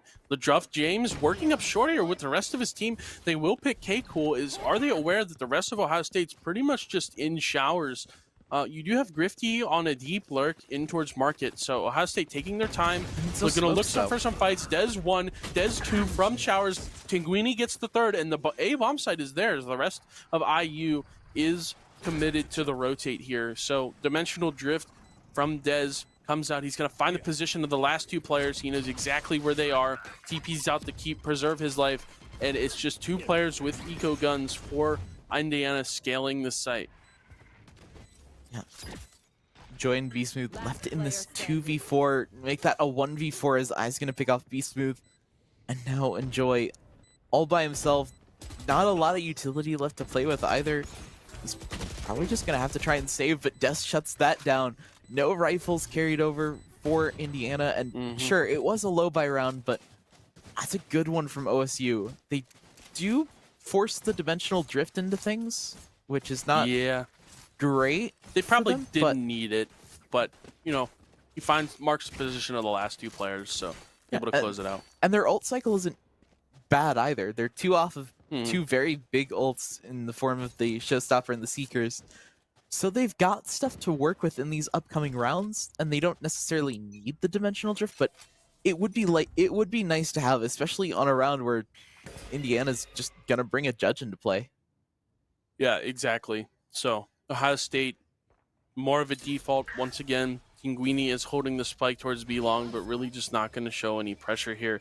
Dez does get dinked towards showers. He kind of notes the position of 3 of the IU players and will TP out. So he keeps his life, gets healed up by Tinguini, and now finally IU's going to send a rotate towards B after Ohio State not really showing any A presence. K-Cool does have a timing up short here, though, towards A, as Ohio State shows this B pressure. Yeah, I think the rotate might have actually just been to go get the heals, and as it turns out, Pitt's in the right place at the right time now. 3 on the site for Indiana. OSU, they have multiple chances to back out now, but they have so much map control towards B already. Yeah, and looks like Ohio State's just going to commit here. Maybe not. Fake TP. Dez is 1 HP, but will get healed up again. We have Viper Pit down A short from K-Cool, showing some presence there. We know one has TP. K-Cool needs to find this space. We need to find these kills towards backside, or else this will be all for naught. We're going to plant inside the Viper's Pit, but Orbital Strike from Indiana is going to force again. Do they have time to plant here? Do they have time to TP? Let's see what they do. Are they going to fight out the right side? They will fight out the right side. Pit gets taken out, or takes out one more. Spike does go down for Ohio State. The Viper's Pit is still online. They're fighting through the right side, but LeDruff James finds the spray onto Eyes and K-Cool. So Indiana picking up round number 4 here. Good try. And again, we're seeing the back and forth come into effect. Lots of great adaptations between these two teams. Yep. IU starting to get back to that style of retake that we got to see a little bit ago, where on Icebox, they were doing so well with how they were retaking the maps, or the various sites across the map. And now on Bind, it seems like they got out of that a little bit, but now they're starting to figure out how to get back into their groove, how to keep this ult cycle online at just the right moment. And they've got another couple of great ults for actually taking space. Right. So early pressure here from Indiana. Gonna probably fake this. No, not fake TP pressure. It's real TP pressure. Enjoy's gonna flash out. He gets swung by Dez and hits the shot. So he has this TP alive and won't get out. Long. Yeah, I'm surprised he also stuck around and that Dez actually swung him there. So early pick for Indiana. It is 5v4. They're going to back off. They know they have numbers, and Ohio State has to make this first move in order to try to win this round. Ohio State just scaling showers a little bit here. They have 2 players working shower, 2 players working up short. Sky ultimate is committed. We're going to dog out. We're going to use the showstopper outside of showers, noting positioning of players. These Indiana players are kind of tucked in corners, tucked in positions where the showstopper may not hit. Pit finds Grifty towards short. He's going to swing out U-Haul. Eyes taking contact here. Good flash from Ting. Eyes picks up 2, and it's only 1 left for Indiana. This round has been flipped on its head. Ohio State now with the numbers advantage, and it's just B-Smooth left alive. 1 Vandal to his name, and that's all he has. 1 more Molly as well. Pick onto Eyes. The Molly does its job. Is he aware of the last 2 positionings here, though? Notes Tinguini. It's now down to a 1v1.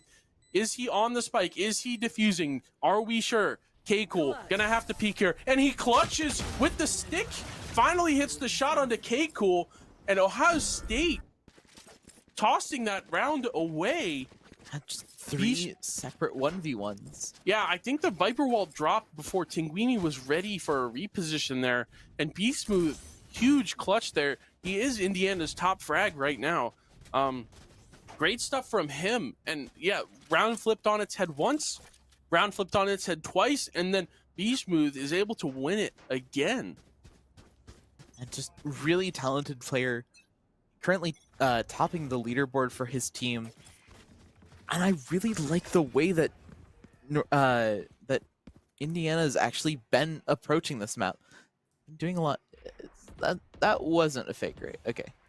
No, but Enjoy is putting in work from backside here.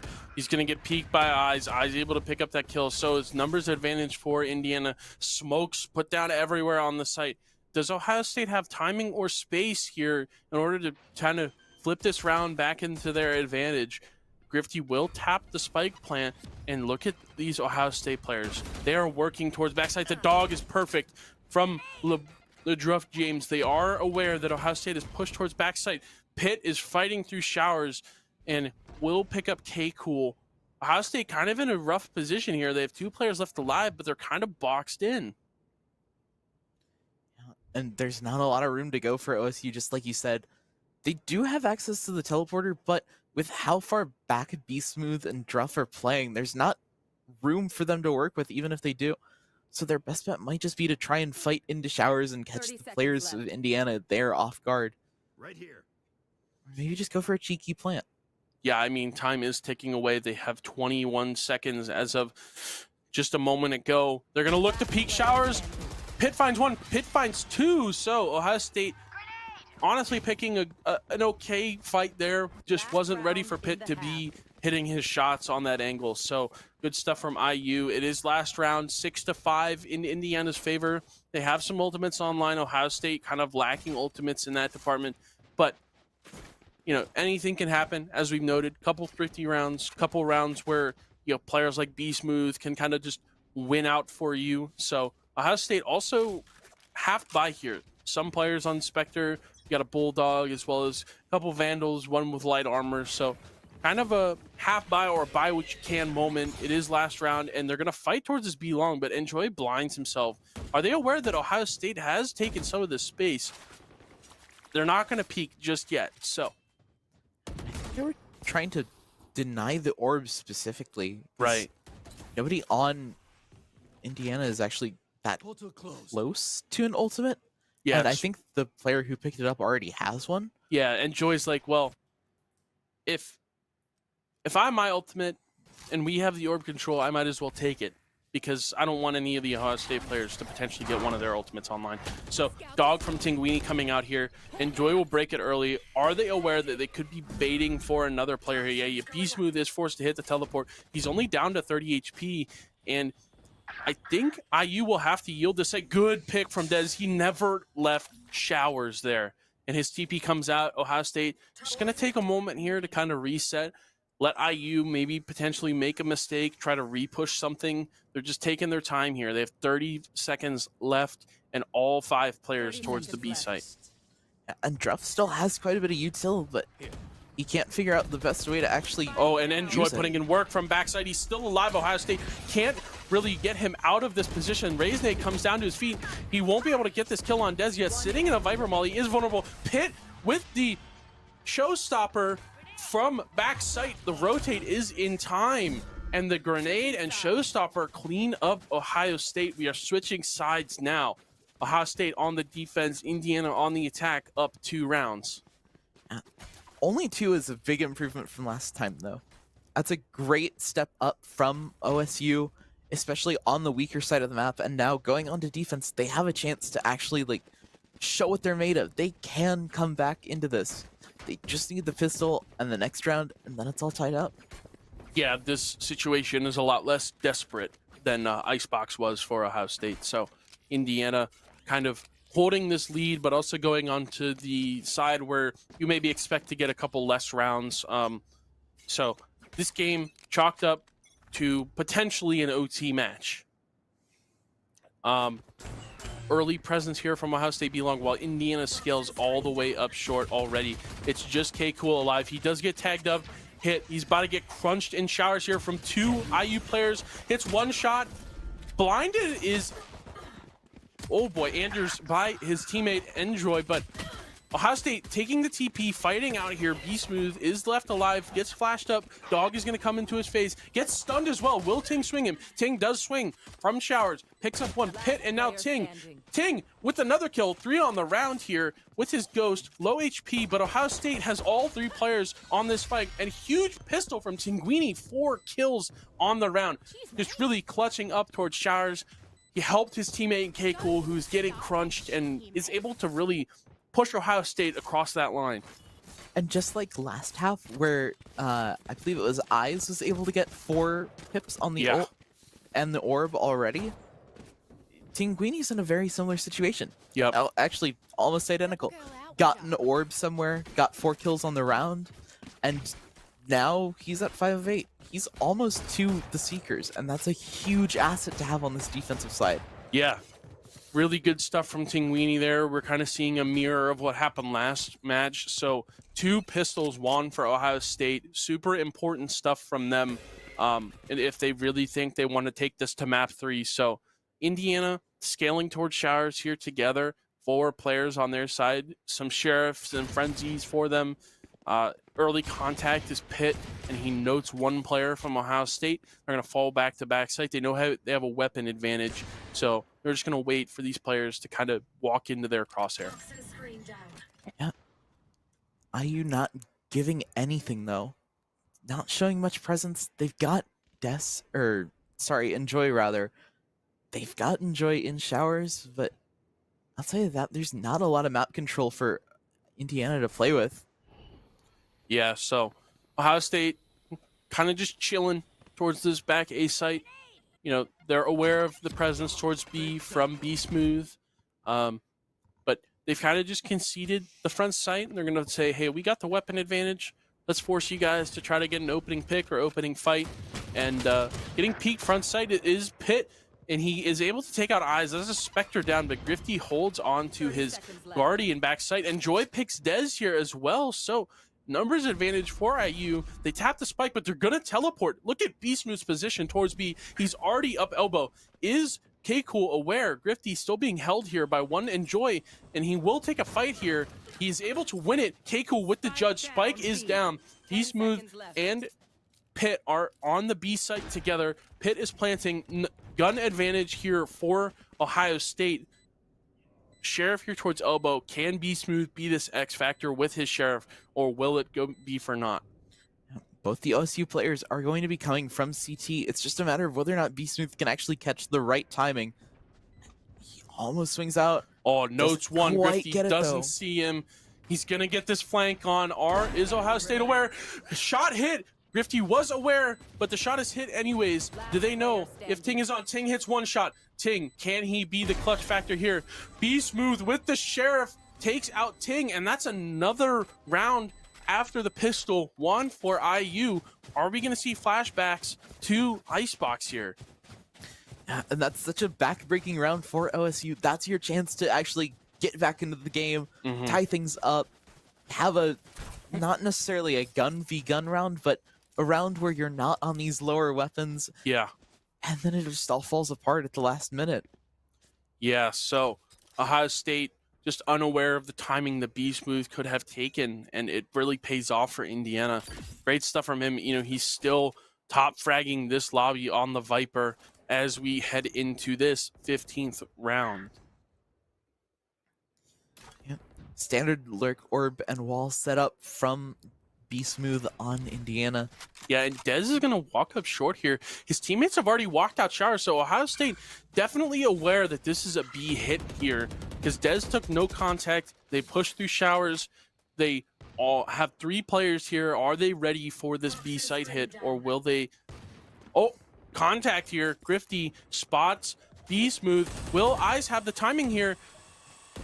The Druff James on the B site, able to take out Tinguini, gets flashed up. Anders gets Dez and Pitt, and all these players end up falling. It's just Eyes left alone, and he will get taken out by B Smooth. So this Viper Lyric able to hold down the flank super easily. Ohio State conceding the 15th round, and it is 9-6 Indiana. And now, for the side of Indiana, outside of a couple players, that money's going to start to pile up. It's a very big asset for Indiana to have going into a round that, or going into a game that's nearing completion like this one is. Mhm. Now, granted, there is still a lot of Valorant to play, and OSU has plenty of ways to come back, but they're going to have to deal with a lot of mix-ups from Indiana, especially this change of pace from Eyes playing on top of the truck here. Yeah, so Ohio State finally have guns online, but this showstopper is committed by Pitt. He's able to take out Dez. No TP online. Gets another onto Grifty. Eyes fighting through this backside, trying to hold U-Haul all alone. Spike is down. Enjoy trades him out from front side. Will retrieve the spike as the rest of these Ohio State players come into position here. They note that the sky is close and that Enjoy takes the teleporter, so does Pitt, and it is now completely B site for free for IU.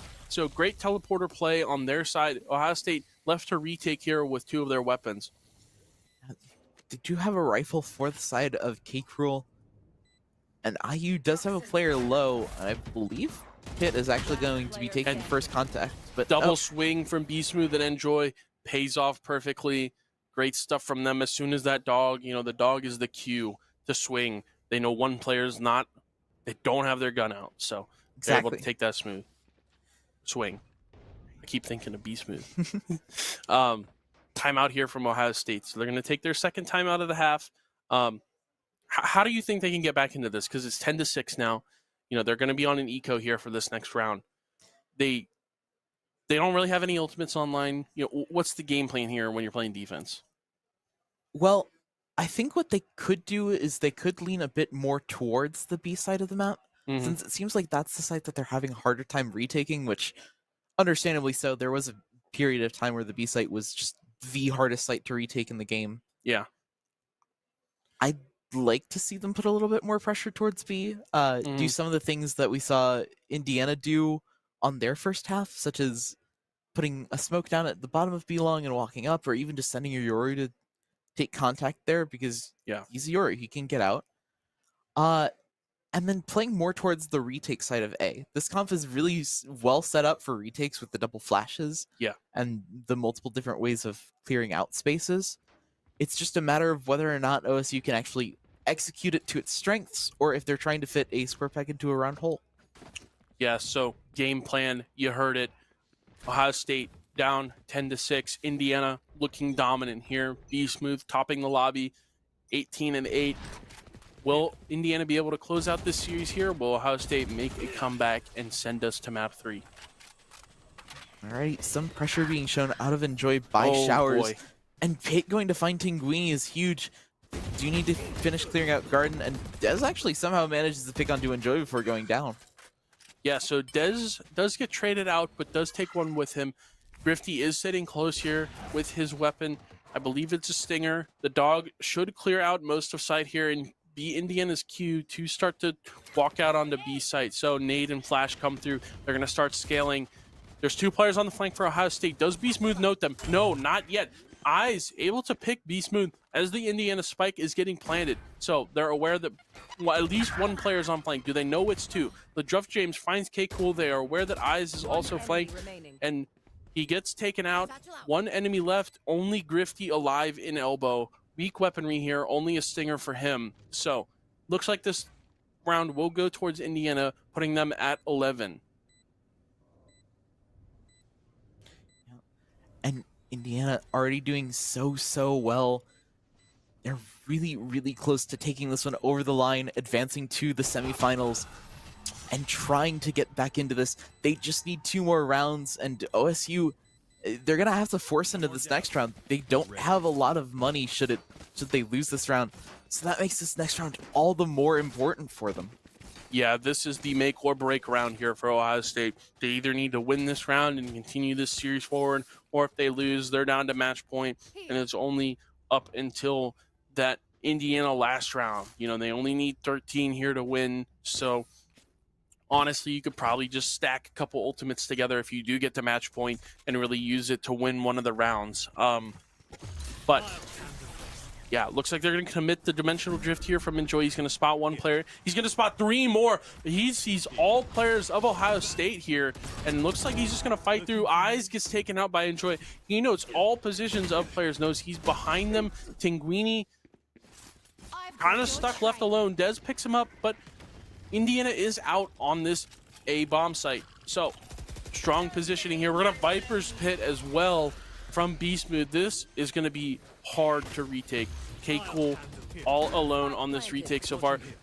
Dimensional drift from Dez as well. B-Smooth gets the molly onto K-Cool, and it's only Dez left alive. He's got to consider saving here. Oh, good shot from Dez. I think he's going to try to go for this. He knows the positions of the players, but yeah, not perfect on the flash, so Anders will be able to get that kill, and it's now match point for Indiana, 12-6. Ohio State would need a miraculous comeback to send us to map 3. Match point with, sure, you get a rifle online, but in order to get some of your util, you have to go light shields, and he's missing a flash as well, which is not great. But more importantly, dying to Anders there specifically gave him his orbital strike.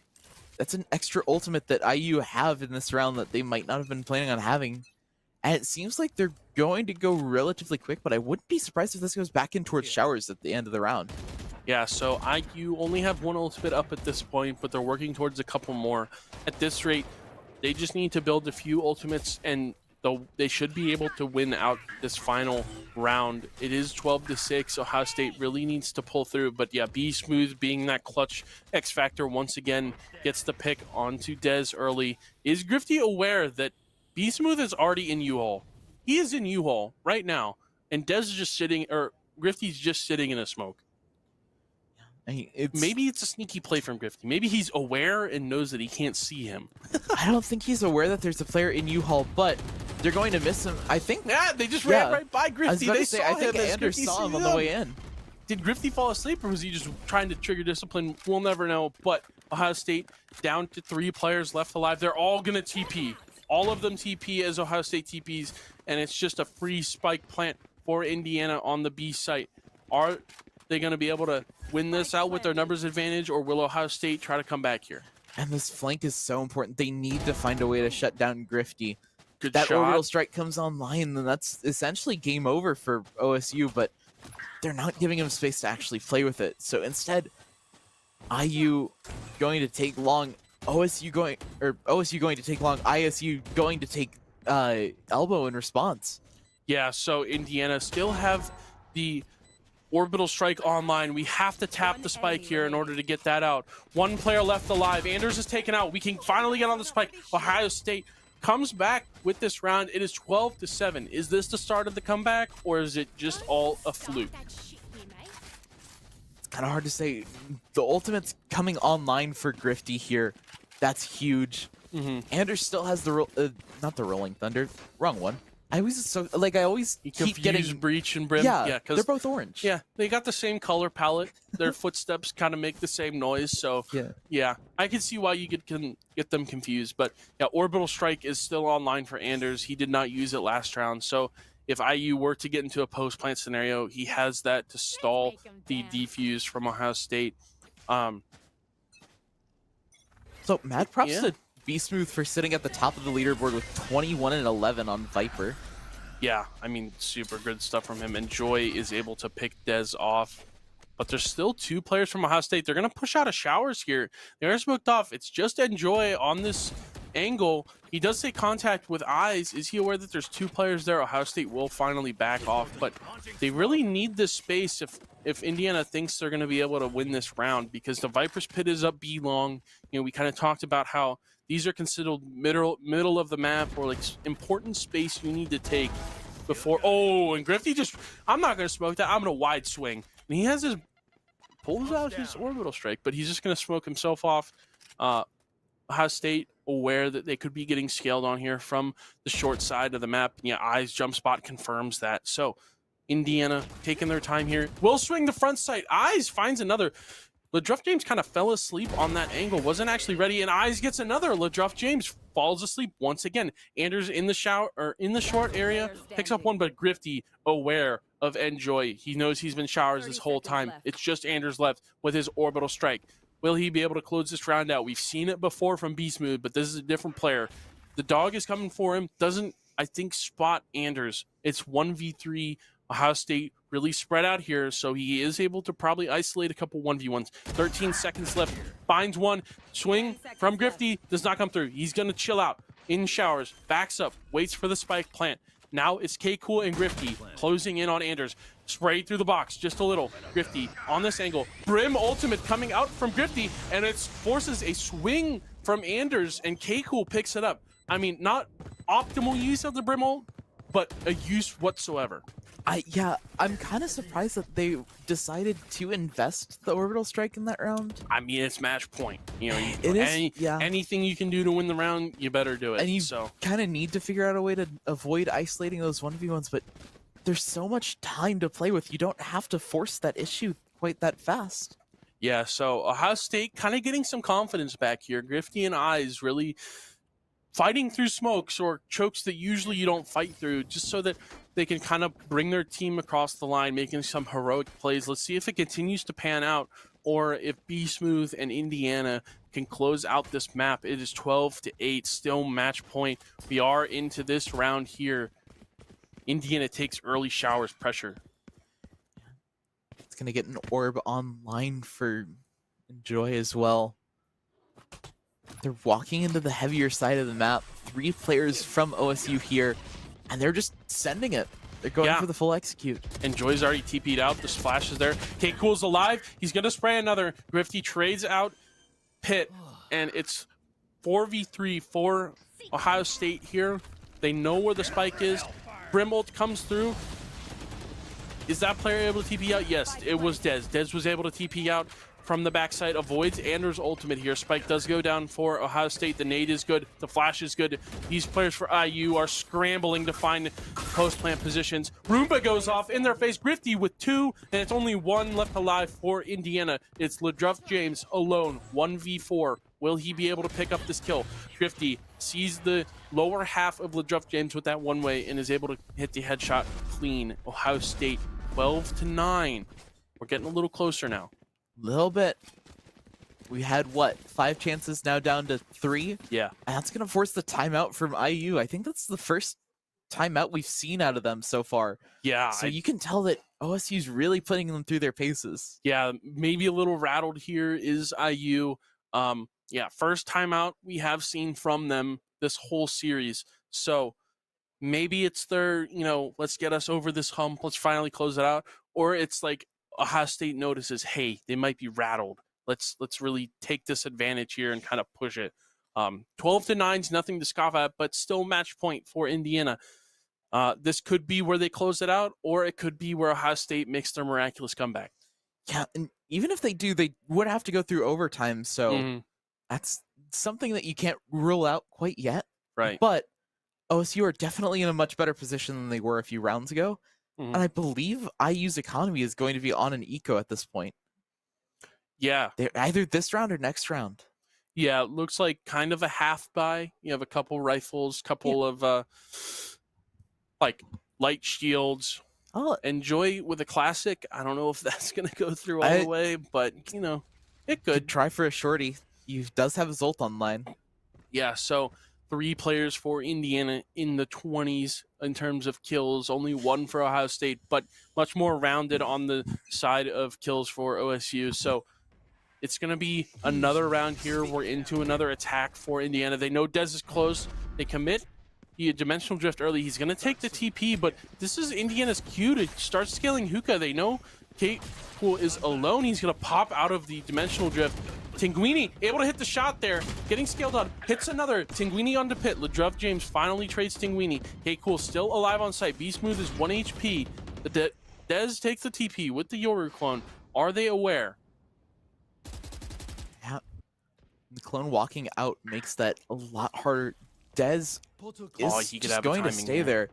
And yeah, you're right. He's got perfect timing on the Anders if he goes quickly, but The moment might Opening be that door gone. does make a sound cue. So Dez is sitting in TP here, isn't really quite able to get info that IU is working up towards this B long area, but he eventually, when he walks out, he will note that, hey, there's no one here. They're either going A or they're all the way B long. So Ohio State kind of noting that there's no noise here, but want to keep players towards the 30 seconds rotation left. just so that if they do hit B, they can kind of take the space back immediately. Yeah. They will seed the plant more than likely, which is not great. B-Smooth also does have an orb to work with, so that could complicate the CT push. Yeah, and we're ticking He's down to gonna 10 plant. seconds. Spike finally goes down. Is this Dez's cue to walk out of the teleport? Looks like it is. No one, he's going to note no one in hookah, and Ohio State finally going to take this elbow space away from Indiana. But Indiana's kind of just playing on site. They're like, all right, we need numbers. We need to play a little bit more advanced here. We need to find these fights early. So Dez in hookah, can he be the one to get these final few kills? Ohio State scaling site here. Flash is good. K-Cool and Anders trade out. LeDruff James left alive. B-Smooth finally taken out. Seekers get popped. It's Dez alone.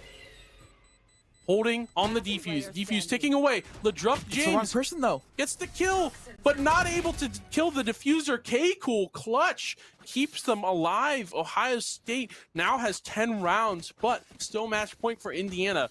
I think LeDruff James thought he killed the diffuser I there. think so, too. It's just unfortunate, but you gotta just keep spraying until the bomb goes off at that point. Yeah. There's not a lot of time left, and you need to make sure that you get the right person. Unfortunately for Druff, it just lined up that way. Des hopping in front of the diffuser at just the right moment to confuse Druff enough. Yeah. To pull him off the spam and let them get the spike diffused.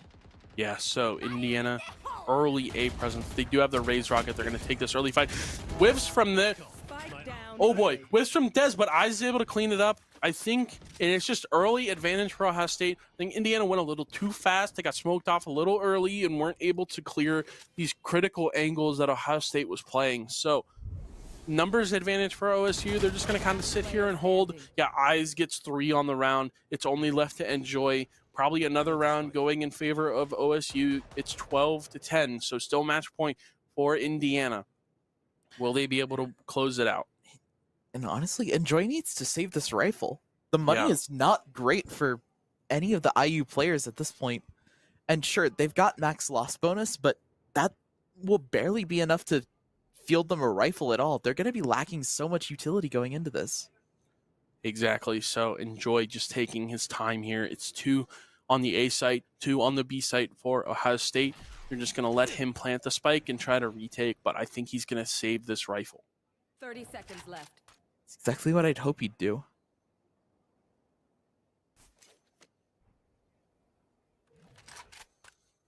So Enjoy hanging out towards cave here.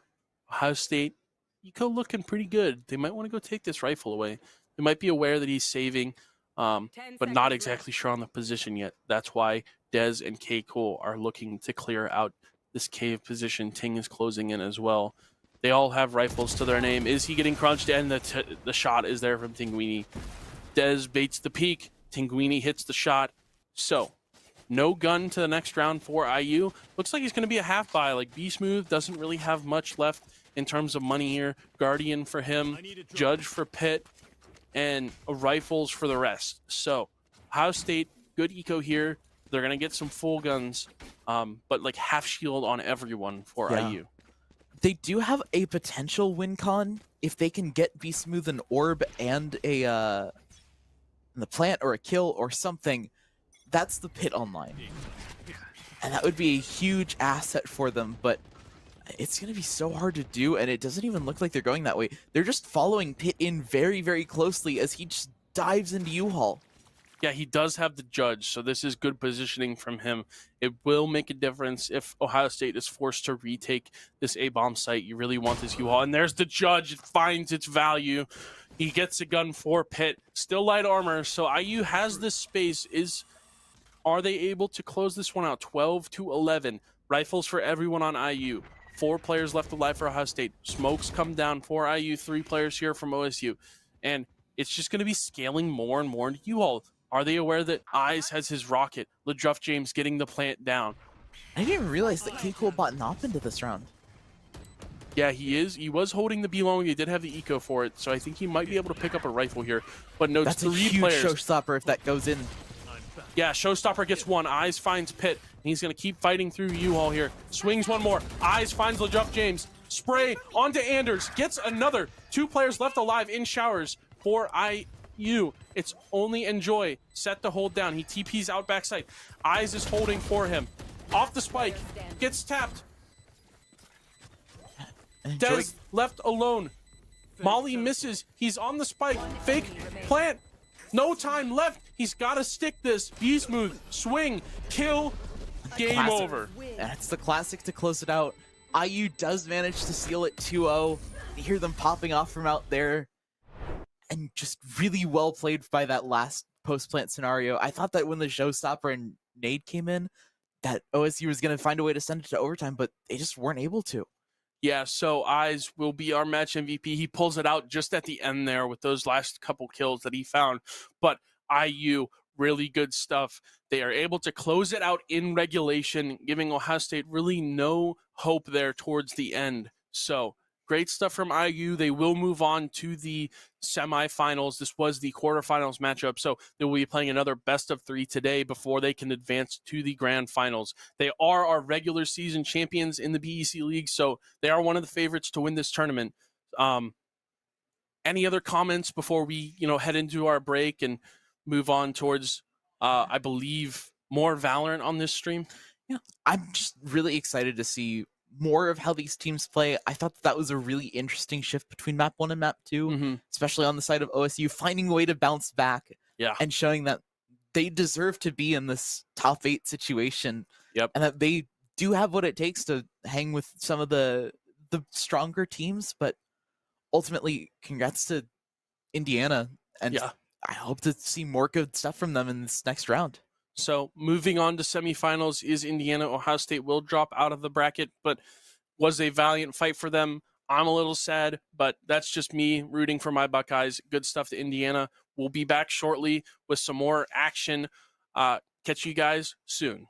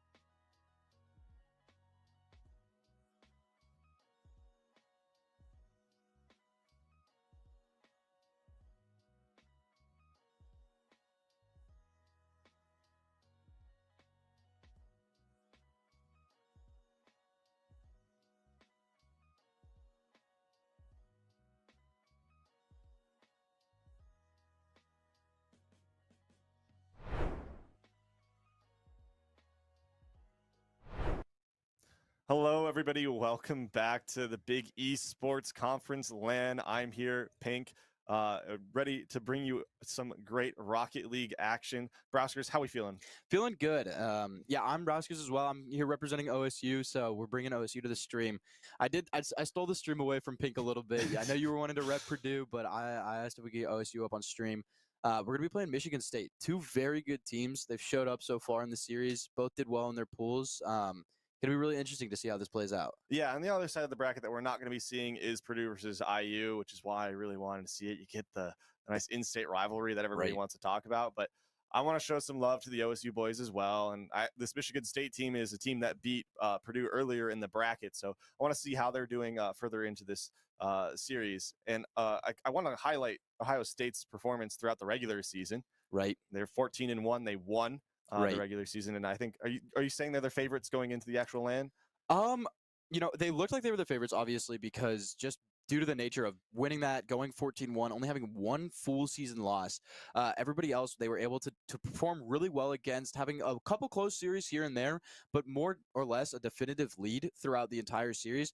They had a little bit of trouble here and there with the LAN, just due to the nature of being a Friday. Yeah. Because we're still here, some of our students were jumping between classes and stuff, so we had some subs moving in and out, disrupted play a little bit. But I think going into bracket after seeding, we continue to look good. We continue to show out. I hope that we're going to bring the same sort of energy here to this match here that we've been seeing all season. I know for the folks who are familiar with us here at Ohio State Esports, you've seen us bring these broadcasts to you every single week. Some of our favorite things to put on, even if you don't really know what's going on with Rocket League. I love talking to the casting crew because the first time I put it on, they were like, Rocket League is so much fun to watch. It is. I don't understand what's going on all the time, but it's one of the most fun spectator sports out there. Yeah, for esports, I think it's probably just the easiest to watch if you're just getting into it for the first time. It's like you put the ball in the back of the net. That's how you win the game, right? Obviously, soccer. It's a lot more complicated than that. But yeah, it's a great game. I'm glad we're here to celebrate it and also like show off these Big Ten teams playing it. So winner of this goes to grand finals. We'll either meet Purdue or IU there, and then the winner of grand finals will go to CECC, which is a great honor. They're getting a bid into it. They're going to play some of the best colleges for Rocket League in the country, and down in Dallas-Fort Worth. And the other thing to note about that is they'll be playing in the DreamHack Stadium where RLCS Worlds will be hosted. Right. So it's kind of a full circle moment. Right. It's one of the most prestigious collegiate tournaments put on here by Esports U. I mean, one of the largest events that happens for collegiate esports. You really, if you are a college team, this is where you go to really show off. Like you said, so many great teams show up to this. Yeah. The qualifiers are cutthroat. For the BEC, I mean, huge honor to have our tournament be to have a qualifying spot at Grands. So like you're saying, not only are you the BEC champion, you have a chance to go prove yourself with the best of the best in collegiate esports, which is going to be really, really exciting to see for whoever moves into Grands. Just to have a chance at that is going to be intoxicating. Yeah, and they're all super hyped up for it, maybe a little bit nervous. I mean, it would hard to not be, but we'll see. Right now we got to get through semis first, and do you want to talk about this Ohio State team a little bit more? Just tell me what I'm expecting to see here. Yeah, I mean, Ohio State is continuing to be one of the more aggressive teams in this league. I think their offense, they're one of very, very coordinated offense. I think continues to be one of Ohio State's strong suits. We've seen time and time again how quickly they're able to be on, like their rotations are so fast. They can convert these defensive plays into solid clears, into great passing plays. I think that's one of the things that they continue to do really well is they can find each other on the map. They've got those clear comms, good awareness to be able to locate each other so consistently that they can almost always be pushing for the ball at midfield at least. So often the fights for OSU's goal aren't able to get towards the paint. It's a great way for them to sort of just lock things down. A great defense is a good offense, and I think that's OSU's mentality going into so many games.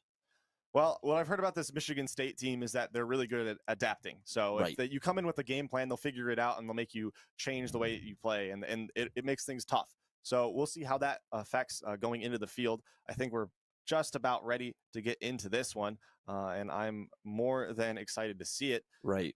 Like I said, this team's done really well. They were the top of I think Michigan State was the top of Group A, if I'm correct. Right. And do you know where OSU ended up landing? I believe, if I'm correct, they were the 3 seed in their group. They had, like I said, we were having a little bit of difficult time in groups, just getting we didn't have a consistent roster all the way throughout. We were needing to, have some of our subs in there, which again, still great players. It's just when you're changing up the play styles so frequently during these matches, it could throw things off. But we're gonna get into started here. See how this match goes so far. Looking for a bit of a play here. Michigan State going to look for something, and Bungo's going to take the first possession here, trying to see if he can get over Michigan State's attackers, but Rocket Man is there to make the save off the back wall, trying to see if he can put it up as Gaines tries to set something up for his third man. Deson's not going to be there in time, give Michigan State a chance to clear the ball here. Yeah, Rocket Man going to collect the ball on his own quarter, but you can see here Mars just on 0 boost. It was great play from the start for OSU. Great offensive pressure. These passing plays from Michigan State are also looking very, very solid. They're finding players down the field, trying to slow things down. And as I say that, we just got the cunt rotation from Rocket Man to set up a teammate. Right. Potentially looking for a boost here to help the ball go in. Not able to get anything. Giving OSU a chance to go here. Gaines might be looking for a demo to open up the gale for his teammates. Not able to find anything here. So now it's just going to be Bungo at the midfield to slow the play down. Trying to see if he can get anything, but there's no boost for him to extend the play. Deson's going to come in here now with the possession. Trying to push something up. Not able to get it too far. Just going to see if he can get past one here. Set something up for one of his teammates. Bungo's there. Rocket Man again with another save. Already 2 to start off this match with less than a minute. But Gaines gets it in the bottom right corner. Able to get past those 2 defenders there. Like we were saying, this offensive coordination to just run the other team dry. OSU's strong suit so far. Yeah, it's just been looking absolutely oppressive. Dominant performance in the MSU half from Ohio State, not letting anything get out. And we saw that the third man just could not stay with it. There was a bit of a double commit coming from the back wall on the one that was in net, and that kind of led to that goal. But it doesn't happen without this coordination from OSU, and that shot just missing. And that one also wide. Unfortunate there for OSU. Had a pretty decent opportunity, but it will end up going all the way down the field. Not going to drop that one low, but it's cleared to the Michigan State half. Yeah, again, a really great, strong response there from Michigan. Unfortunately, unable to convert. Gaines going in. Again, with this aggressiveness, Gaines not necessarily playing the second man position traditionally here. Just looking to see if he can get bumps to open up instead of trying to convert off of the pass, giving his other teammates a potential opportunity to find something. Looking for the pinch to see if we have a player in position. Deson wasn't able to get there fast enough. Going to see if they can make it happen. Mars just going to slow things down here as Brock takes it, Nock takes it up the wall here. See what's going to happen here on defense. Is there going to be a defender there in time? And Mars able to get the ball down before Deson puts up another shot on the goal. Bounces off right off the top post. See if things are going to get here in time, but Bungo is there, ready for the shot. Yeah, decent save from Bungo there, but we're seeing some more offensive pressure from Michigan State. They're abusing that back wall. As you can see, no one from OSU occupying that area. And if that continues to happen, that will become an area of concern, since defending from the back wall has become a lot more prevalent in the modern game of Rocket League, since these aerial plays are a lot more prevalent and oppressive. Right. I mean, more often than time, you're seeing challenges, happening in the air actively. When people are trying to get to the goal, you have to have someone who's already up there, or else you're committing so much boost to get up. Yeah. If you're able to occupy that space on the back wall, you can start your challenges so much early, save some boost, and potentially use that to get your team some momentum as you try to push it up the midfield right now. And we're going to see that same thing happening here, where Bungo's taking enough boost to try and get some pressure up. Gaines is going to try and send the ball over to him, but it gets shut down by MSU first. That good defensive awareness there to recognize the play that they're going for. Deson's just going to try and boost it out, try and get some play back to his teammates here. See if they can slow things down as MSU looks to get it past the half field. Offense not looking fantastic for Michigan State, but their defense has really shored up in the latter half of this game. They've looked really, really solid. They're not making a lot of mistakes. They're maintaining their own corner boost very well, but now we're going to see Nock carry it all the way down the field. Air dribble over Bungo and try to get the dunk on Gaines, but it's saved away. That shot from Rocket Man just off. He had an open net, and he'll want that one back. Should have been a tied game, but counterattack coming out from OSU now. See if Nock can get stopped here, but no, Gaines continues to put the pressure on. It's tough. It need a clear if you're an MSU fan, and you might get it. And no, Bungo keeping the pressure on. Yeah, it looks like they're just going to try and slow things down on defense. I think they're recognizing they're not having super great offensive opportunities because they're maybe committing a few too many resources on defense. So Michigan State playing a little bit wiser, playing a little bit slower, not necessarily trying to be super fast on defense, but trying to be smarter about it. We don't need to use as much boost to get the clears that we need. Trying to convert that into offensive pressure like they're doing so far right now on OSU, continuing to hit the ball over into their corner, just making pressure on OSU's boost. Don't want them to have it, but OSU's trying to respond with their own goal. And again, we're seeing this slower defensive play out for Michigan State here. They're not trying to be super aggressive. They're not overcommitting. They're not sending all their players into one spot at one time. We're seeing a bit of physical play come out in this game, just a little bit though. I think I've seen like maybe 1 or 2 demos on the side of both teams. As we go on into the series, I think we'll see that a little bit more, since the mechanical skill from both these teams and the speed that they have to connect with each other has been really, really solid. And so finding space has been tough. I mean, look at Knock. He's up and he's trying to get over one, but the OSU players is up immediately. Right. Both these teams are playing such solid defense to the point where, wow. Okay. well, I guess I spoke. I caster cursed MSU a little bit too much there. But Dison able to get right over. They really wanted to put a goal up. They only had 30 seconds left. It's something where you have to commit your resources on offense, because at the end of the day, the difference between 0-1 and 0-2 isn't too much. 1-1 is what MSU needed to see. Giving up an extra goal there is going to make it tough to come back, but it's no different than losing 0-1 anyway. I think Mar just made a bit of a mental mistake there. He was caught up way too high on the field. He was driving back towards net when that shot was taken, and I think if he just continue going back to his net, he had an easy save. But because he forced that turn upfield, it was an easy shot overhead, like we saw, and this is going to end up being the goal that, like, you know, the insurance goal that lets OSU take this game number 1. We are a best of 7. We got plenty of time here for things to change and adapt, but it's already looking pretty close. Right. I mean, when you're talking about MSU being such an adaptive team, game 1 might not necessarily be the game that they'll win. Yeah. Game 3, 4, 5, that's where you might see them being really explosive. Yeah. And so, you know, it might just be time for them to sort of find the rhythm, find a go, especially since OSU came out so explosive with that first minute. Like a goal in the first minute is going to be so strong. Yeah. And then for the rest of the game, just mentally wearing you down on defense, where you're making those just sleight of mind mistakes. It's could be something where you just eventually, like, it just bears on you when an offense could be so high pressure, high octane for such a long, consistent amount of time. Definitely impacts the mental that you bring into the game. The thing to note, though, is that Michigan State was producing shots. I think we saw multiple opportunities where they had chances on target that should have been in, and they just couldn't find the net. And they really need to start capitalizing on those opportunities if they want to take this game. OSU's not giving a lot up in terms of quality chances. And I think a lot of that is what you're saying, is that they're really good at controlling the boost and they have great field awareness. And so if they continue to do that and Michigan State can't, you know, be a little bit more clinical with their finishing, it'll become a problem. But let's see how things go in game number 2. Kicking this one off, like I said, OSU got a game 1 lead. Both teams have the potential to, I mean, really changes the way you play when you can start with 4 minutes on the clock and a goal. You can play so much safer, so much more comfortable. You could be a little bit more expressive. You don't really have to play super defensive. You don't have to, like, turtle your goal as much. Obviously, you don't want them to tie it up, but wow! Speaking of responding here, Michigan State able to start with their first lead of the series. Yeah, I don't think you can hear that, but Michigan State was hyped up when they hit that shot. I heard some yells out there in game arena, and they are ready to get into this one. It's their opening goal in the series and maybe a momentum shift for them, but it was a great infield pass and perfect shot placement as well. I was going to say, deservedly so. That top 90 to really get around both of OSU's defenders there on the goal. Trying to see right now if they can get something past the backman on the wall. Trying to see if they're getting so close there, but the ball is unfortunately not able to fall into the goal here for OSU. It's going to give MSU a chance to sort of respawn here. Looking to see if they can make something happen. Their third man is going to be there, but it gets shut down by Bungo. Ball gets an awkward bump. Trying to see if they can get it upfield. Unfortunately, Bungo here has no boost, so it's just going to get beat out by MSU. Both teammates here for OSU arguing a little bit over where the boost needs to be. Goes a little high, trying to see if he can get past it, but Mar is going to be there. Good awareness from Mar to recognize where that ball is going to bounce. So many chances there for OSU. They really got it down the field, and I thought that shot from Rocket Man on the other half was going to be in for sure. Again, just a little bit off. We see a long booming clear all the way to the OSU backboard, but handled well by Dasan. Oh, good drop down. Great pass to Mar and a shot dead center. They're really connecting now. The chemistry is flowing for Michigan State, and they got 2 goals for it. Right. OSU definitely looking way shakier on defense than they did in game 1. They're giving up way more to these opportunities, potentially looking maybe to just respond to that first goal. They're maybe playing a little more aggressive than they should be right now, giving way too many opportunities on their defense, not covering their goal as much as they should.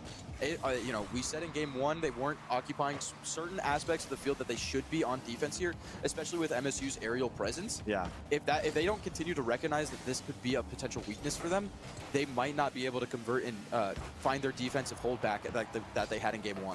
For sure, but oh my gosh, again, open net opportunity for Rocket Man. He just can't find the goal today, but Knock will.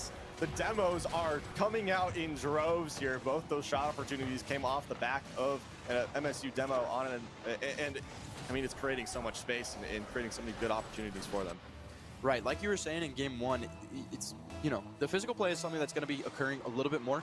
I think these teams are realizing with such a solid defense, probably the only opportunities for shots are going to be when there's only 2 players on the field. Yeah. So you gotta be more aware of how to get rid of this third player, and that's just going to require you to have the tempo already. You can't commit a man to look for a demo if you're leaving holes in your rotations, if you're leaving holes in your plays. You have to play fast enough, you have to play smart enough to know where you can find those bumps, where you can find those demos.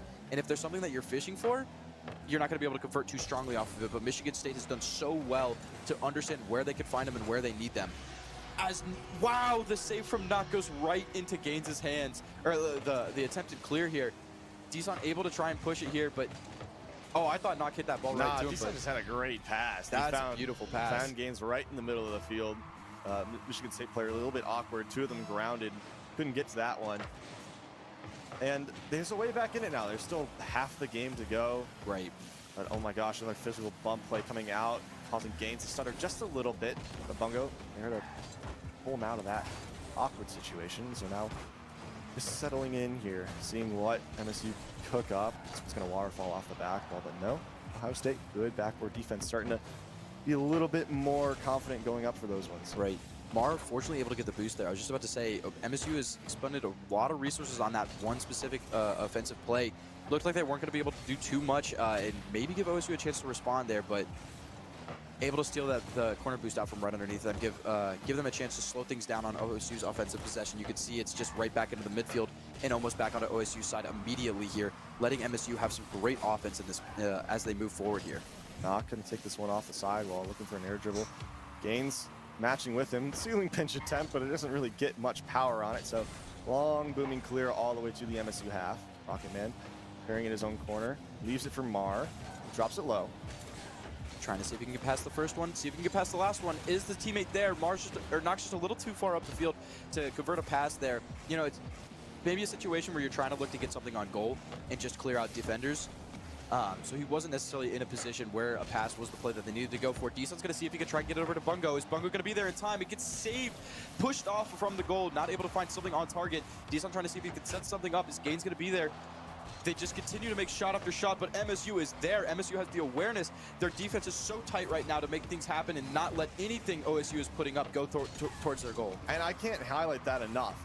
The situation was super awkward there. The third man for MSU was caught being demo chased. He managed to make the first save, and then the man rotating through makes the follow-up attempt clear out. So great communication, great rotations from MSU. And they're really holding on to this 2-goal lead very well. And not to any fault of OSU's offense. They're trying to create some chances, and they've had some good looks.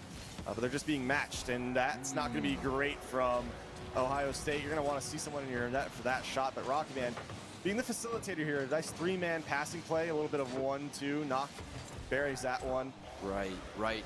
Very good. I think they're, less than a minute left. You're down 2 goals. You need to be making early and aggressive 50s, early and aggressive challenges. But committing an extra man there wasn't necessarily the thing they needed to do. It left them completely vulnerable in the goal, and since they lost that challenge there, it just let MSU put something right into the buckets. But speaking of dropping things right in, a fantastic passing play. Deson sends it up so perfectly here for Bungo. Able to get it, just a fantastic touch. Get over the first one, let Bungo just send it in right around MSU. 30 seconds left to make 2 goals happen. It's going to be really tough for Ohio State with how Michigan State has been playing, but that doesn't mean there won't be openings. Yeah. I want to highlight Deson. He's been finding some great spaces around defenders, especially on that back wall. He's created 2 assists in this game alone, both off of back wall passes. So he's kind of finding the holes where they are, and there's not been a lot from this Michigan State team. Looking for a dunk here from Rocket Man, but Deson with a good save. Mar going to try to carry this one low into the corner.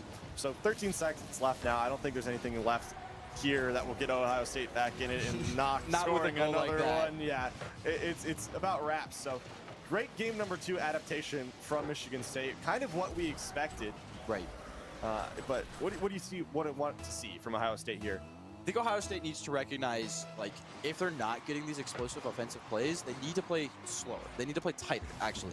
Not necessarily slow yourselves down, but just recognize where you guys all are, your positioning, and your like you were saying, the pitch awareness was something that was really, really good for them in game 1, and something that went out, not necessarily went out the door, but it was something that they were leaving behind in favor of aggression in game 2, and it began to bite them in the butt a little bit here, where they just, you know, you have 2 people challenging and no one on net.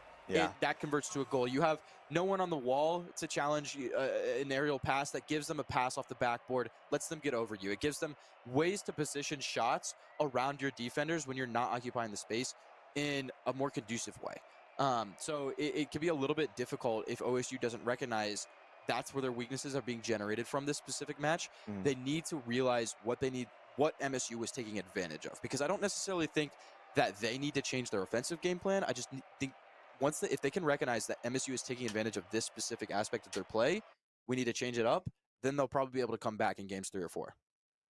Well, we'll find out. Again, luckily, a lengthy series here, 7 games. You're going to at least get 3 more. And if you can't figure out a game plan at that point, I don't know what to tell you. OSU does look very promising, though. I think it was kind of a back and forth. I was talking about how Michigan State wasn't really looking clinical too well in game number 1. And obviously, we have we have people shooting like 60% or higher, and, scoring hat tricks on their team now, and Ohio State not responding the same. Right. Knock, did beautifully. This entire game, he was able to find shots that it looked like they were coming out of the blue, able to, convert on passes that, if you don't have the awareness for what your teammates are going to do, you're not going to be able to do it. I think MSU's comms either must have really improved or just were so solid game 2, because there were so many situations where they were just taking advantage of that. And speaking of taking advantage of things, this gives them a perfectly open kickoff goal here. OSU does not have a defender there. The cheat just misses it a little bit too bit. Bungo turns to the wrong side there, which is going to give Michigan State a goal with 3 seconds on the clock. Yeah, Bungo just wanted to find the boost rather than drive into the ball, expecting the kickoff to go one way. Maybe that was a calm kickoff play, seeing he was going to try to force it right, and just ended up dead center, so he wasn't expecting it. But nonetheless, that's a great start for MSU, and a even better goal for Rocket Man as he gets the second goal in this game. Wasn't shooting too well last one, but obviously he wants to shut me up. He puts this one top corner up that flip reset. Right. What a good fake there to look like you're going to start an air dribble, send OSU's defender just flying as you drop under the ball, go for a reset, get over the other 2 in goal. No one has enough boost that early on in the possession after a kickoff to get high enough to make that, to score that. Really, really good awareness there to recognize just where OSU's defenders are and where you need to put the ball. Energy from Michigan State, very high. Like I said, I can hear them. They're ready to go. And that shot just off from OSU. They're going to want one back soon. Otherwise, this game can get a little bit scary. 2 goals in 15 seconds for Michigan State. Seems like they have all to do it. But a flip reset from Gaines, an even better save from Mar. It's going to be a bit of a heartbreak. A long clear all the way down to the OSU half now. That's tough. That's rough. It really looked like OSU was poised to score with a reset of their own, but unfortunately not able to get another shot on goal. Desom looking for something. Mar's shutting it down as well. Mar's defense has been so great. In game 1, we saw him shut down 2 to 3, I think 2 goals on his own. And so far already, barely 2 minutes in the match, he's shut down 2 of OSU's shots. He is doing so well defensively to help give MSU the room to make the shots they need to take in order to continue growing their offensive lead. And not saying that a flip reset isn't creative, but at this point, at this level, it's kind of expected. So you need to start figuring out to be a little bit more shifty if you're OSU, maybe looking for a little bit more passes. That's what worked for them in game number 1, and that's what's going to work for them here. That shot from Bungo, though, just saved. Placement wasn't there. He had the opening. Now, I believe that's Knock being able to cut that one inside. Rocket Man with a good challenge. Trying to get some more pressure for MSU off of the clear. They're going to be able to do it again. Give Knock another chance at score. Trying to get over the first man. He's not able to. Rocket Man goes up here. Gives Gaines a chance to clear. See if Bungo can get there. Is Gaines going to be able to set up a pass? Or does Rocket Man get there first? OSU's not able to get it. Deson playing back here. Trying to go up. Trying to go high. Not able to see where his teams are. Is he going to get enough comms from his teammates to make it clear enough to put the shot in? And Bungo is there for the pass to convert off of Deson's fantastic possession here. Just able to get so far. And Gaines doing a lot of good work to chase the man out of net. I feel like he had 40 boosts when he went up for that ball. Maybe I'm wrong, but he made that ball stretch all the way downfield. Couldn't get the flip reset double himself, but Bungo there to clean it up. And can't really ask more from Deson in that situation. He made everything happen. I think every single one of OSU's players were working together, and we see it again. Deson with another fantastic pass over here to Bungo. I mean, just look at this, setting him all the way up on center field, recognizing, hey, my second man completely at the midfield. It's open. I'm gonna just send the ball right over to him. No reason to try and put a shot from that angle.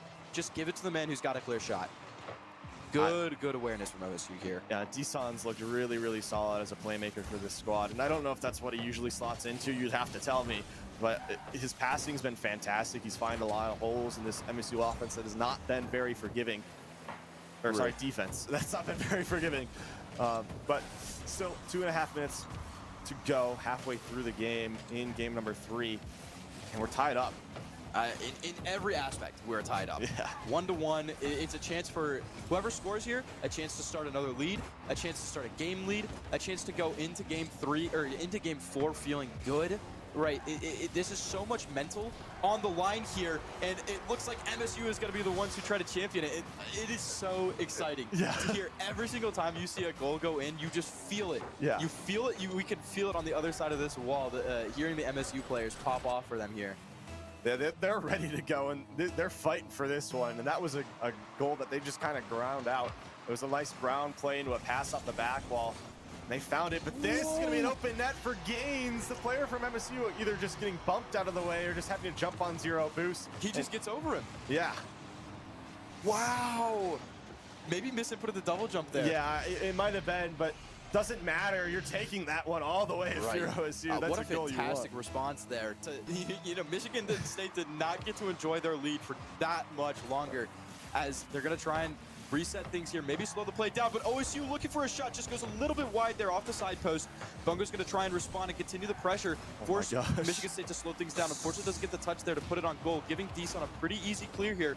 Gaines with the possession now, just sending it towards the midfield. It's going to give Knock a chance to shoot.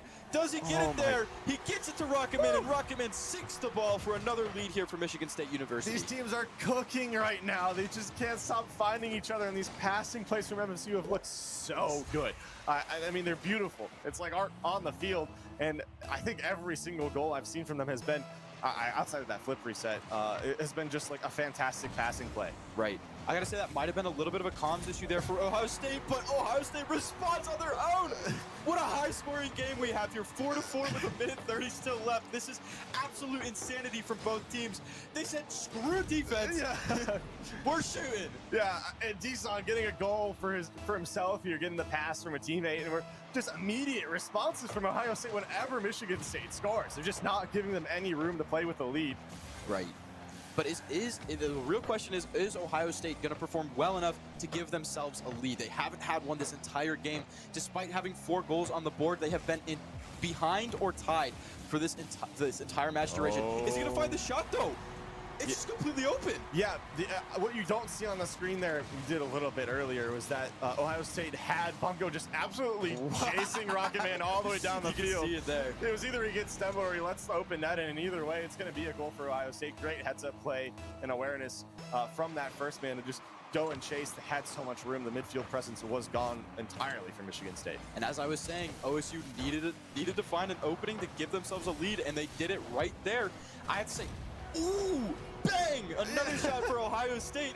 These teams are scoring like crazy this game. If you told me, based on how game 1 and 2 went, that game 3 would be a 10-point game, I wouldn't have believed you. There's no way I would have believed you. Both teams are playing so defensively early on, and it just seems like it has gone out the door this game. I think it's just they figured it out. They've warmed up. They're finally in the server, and they're understanding what they need to do to score against each of these teams. And I love offensive Rocket League, and I especially love it when it's this type of offensive Rocket League. The game is beautiful when you have passes going back and forth, and it's not defensive mistakes that are causing goals. It's, great team play and great creativity. Just this offensive prowess from both teams so far has been so strong. Gaines going to be looking for something. I mean, what a fast possession here. This is like you're saying, they're getting comfortable. They're just playing so much faster than they usually would, or than they did in games 1 and 2.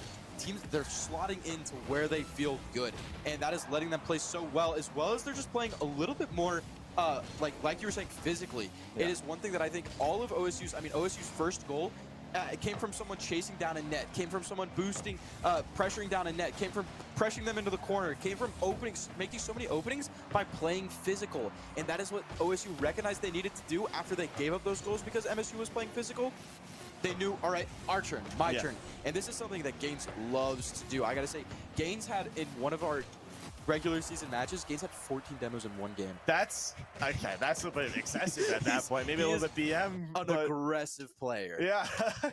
Well, what a fantastic game number 2. Ohio State going to take that one 6-4 with another hat trick coming out from Dasan. I guess I didn't even realize it because 100% goal involvement, by the way. 3 assists, 3 goals, hat tricks on both metrics, and 7 shots too. Right. He's kind of just being the entire tip of the spear of this offensive presence. And again, not sure if that's what you normally expect from him. You'd have to tell me. I gotta say, all of our players are really great. This is a team-centric game, or a team-centric team here. They are so good at coordinating passing plays. I gotta say, Bungo and Gaines are great at setting up assists, but that does not mean that Deeson's always the shooter. Yeah. Deeson has that awareness to put the goals where he needs to put them. Like you see, 3 assists on this board already. Deeson is so good, but it's the aggression from Gaines. You know, the one thing that doesn't show up on these post-game scoreboards, it doesn't show up for points. Bumps and demos. Right. And when Gaines really brings that aggression forward, it can clear up so much space for Bungo and Deeson. It is like really strong team coordination. And once OSU feels it, they are in for good. Well, let's see if they can carry that momentum. If both of these teams can carry that momentum, it might be a little bit exhausting playing that much offense, playing that high speed. But we'll see. We're about to get into game number 4. If Ohio State wins this, that puts them on match point, that lets them get into the grand finals, and it's a situation that they would love to be in. And the worst, I don't know, doesn't feel as bad as being down 0-3, but the nerves start to kick in really badly when you're on match point and have to play multiple games to get yourself through the series. I've always said, like, getting washed is less scary than losing, like, 3-2, 4-3. Yeah. Because when you go into a set down 3-1 and you bring it 3-3, the proof of concept is there. It feels like you can do it, so then the pressure's on even more, which just makes that last game so scary. So if OSU's able to give themselves this 3rd game on their scoreboard here, Michigan State's going to be, I wouldn't be surprised if Michigan State was just nerves for the next few. Well, let's just hope for their sake, that they just take this one. But we're 45 seconds in and we haven't seen a goal yet. And that's a bit shocking because we had 2 or 3 in like the first minute last game. But we're going to see a big punt over here, potentially giving Knock an opportunity to do something. But Deeson has good awareness to push the ball out. But MSU's going to try and look for a shot. Just goes a little too high from Rocket Man, giving OSU a chance to have a shot here, or a chance to clear it here. Look for some of their own offensive rotation. Is Rocket Man going to be able to get the ball past OSU? He is not. He's going to have to go back and try and see if he can get back into this rotation in time for OSU to enough to slow down the shot. Their second man able to get it clear, though. Deeson trying to be an absolute nuisance towards that MSU back line, looking for demos on the back wall. And while those are really hard to find, the space that it creates is really solid. So we'll see if they can continue that strategy. I think we're going to see a lot more backboard defense from both teams because of how physical last game is. Right. You know, you can't stay grounded all the time. You can't be sitting in your net. You're constantly being demoed. And we're seeing demos even away from the play. Games getting one there on MSU. The physicality is out in droves. Right. I mean, they're just going to be, like you said, the openings were coming from demos last game. And I think both teams recognized that.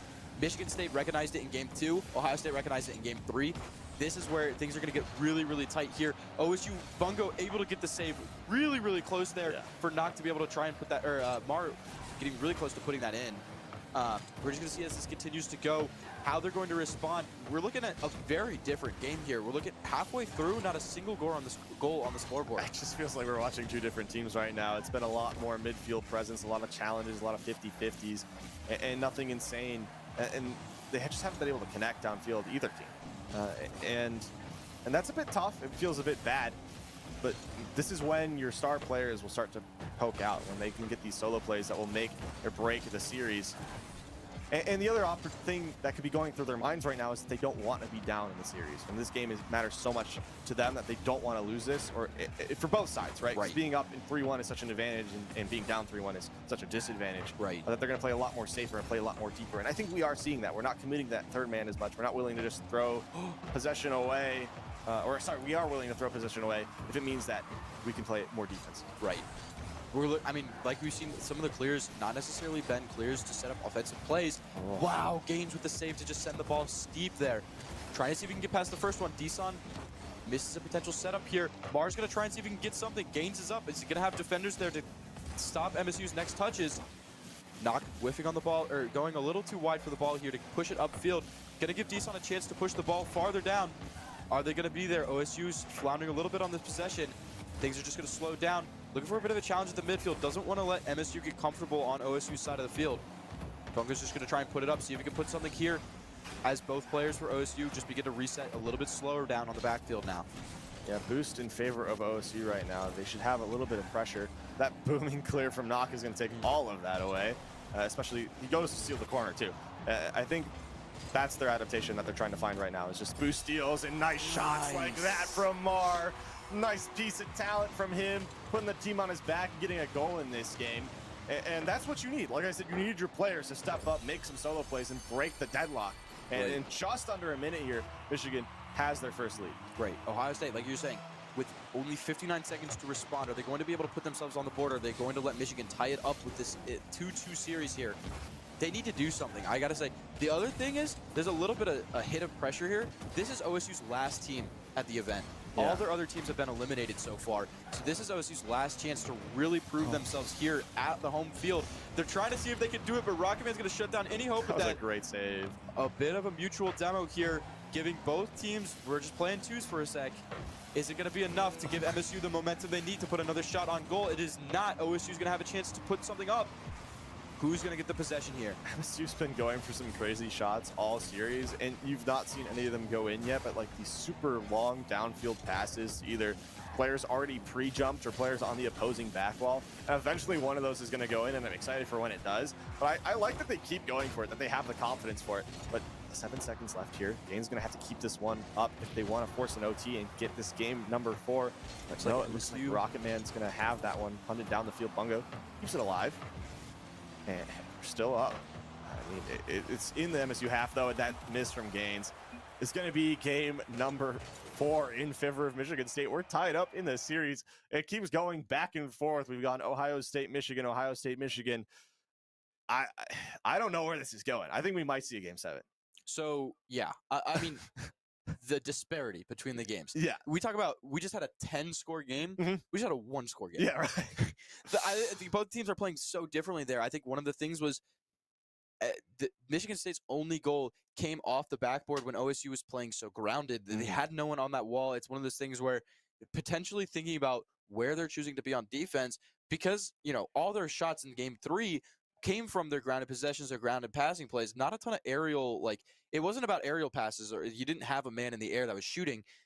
They wanted to play a little bit more grounded going into game 4, and they bit it right at the end there, where that they were able to let one goal slip by them. I'm going to see if curious to see how they change up potentially their defensive formation, see if they want to approach that at all, or just try to find more offensive aggression.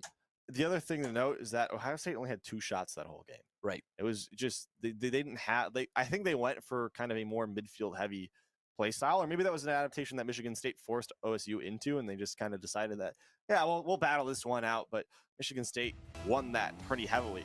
Right. So I'm looking to see Deson get more involved. He didn't really do much last game, unfortunately. I think he is a very big part of this offense. And so let's see what happens going into this game 5. Not though. Flippery set off the ceiling, and it's just still bouncing in front of the OSU net. Rocketman gets beat by Gaines, so it's going to go all the way down to the midfield. Right. I mean, it's going to be a very, very, I think needs to be a very different approach from OSU.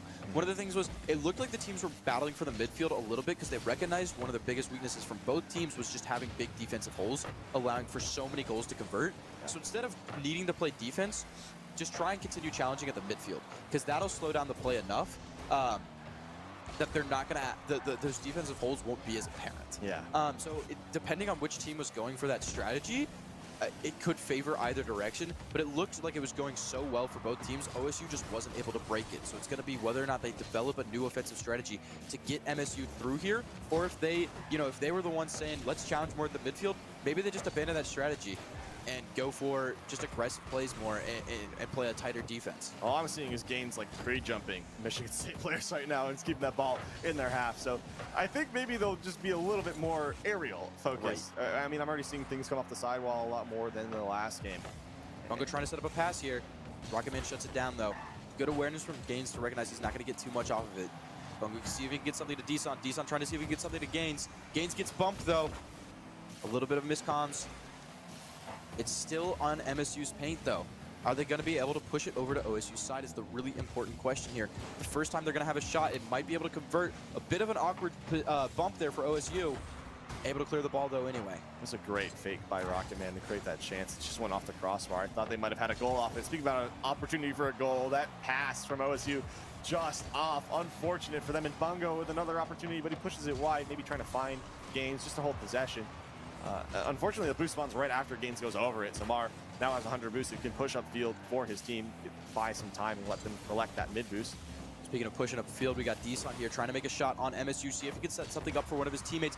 Bungo's going to try and put something towards the center field, potentially for Gaines. Is he going to be there in time? He is. Nox going to have to turn back towards the goal for this. Not able to take as much aggression as he wants. Going to have to burn all of his boost just to get the ball out of their paint. Going to give OSU another chance to just keep burning their resources. Bungo potentially faking, recognizes that Rocketman's going to be there, so he doesn't want to commit too hard. So the ball just goes flying past MSU's defense here, giving Deson the shot. A great pass off of Gaines' hands. That's what I'm saying. They were just burning their resources out, just tiring MSU's defense to let them have an open shot here, get the first lead at halfway through the game. It was an unforced error a little bit for Michigan State. I think I saw 3 people jump up for 1 ball. Right. And that's going to leave your net open every time because there's no one else on the field for your teams. Right. You don't want to see that. It's just kind of, and that's Com's issue. And it could be just tiredness, or it could just be that, like you said, OSU's putting a lot of pressure on offensively. They've looked a lot better. This game, they've had a lot more shots already, and we're only halfway through it. There's a passing attempt for Mars. He's there to shut it down. Yeah, that was a great look and a great save. Yeah, I think, like, just being able to wear the other team down, if you said, you know, if you're tired, if you're just mentally not there, it's where you're making those errors on defense. It's game 1 where those errors were showing up was just by overcommitting resources. But pass. Wow, speaking of defensive errors, he just goes a little too wide there for that shot. I think Mar just read that he was going to free jump him again and just put it right underneath him and hit the bottom wheels of the OSU defender. But that doesn't matter. That's not going to stop the ball. Right. So just hits Michigan State player right on the nose of the car. He bears that one home in that empty net. An early challenge with no one behind you is a scary thing to go for. I mean, it works when it works because you get so much momentum off of it, but it's such a risky play. You got to think about the risk reward there. That's why that first goal is really important, because you get a little bit of a cushion to make those plays like that. If it converted well, could have potentially raised the lead down to 2. But worst case scenario, they get a goal, which we saw they did. Michigan State still doesn't have the lead. Yeah.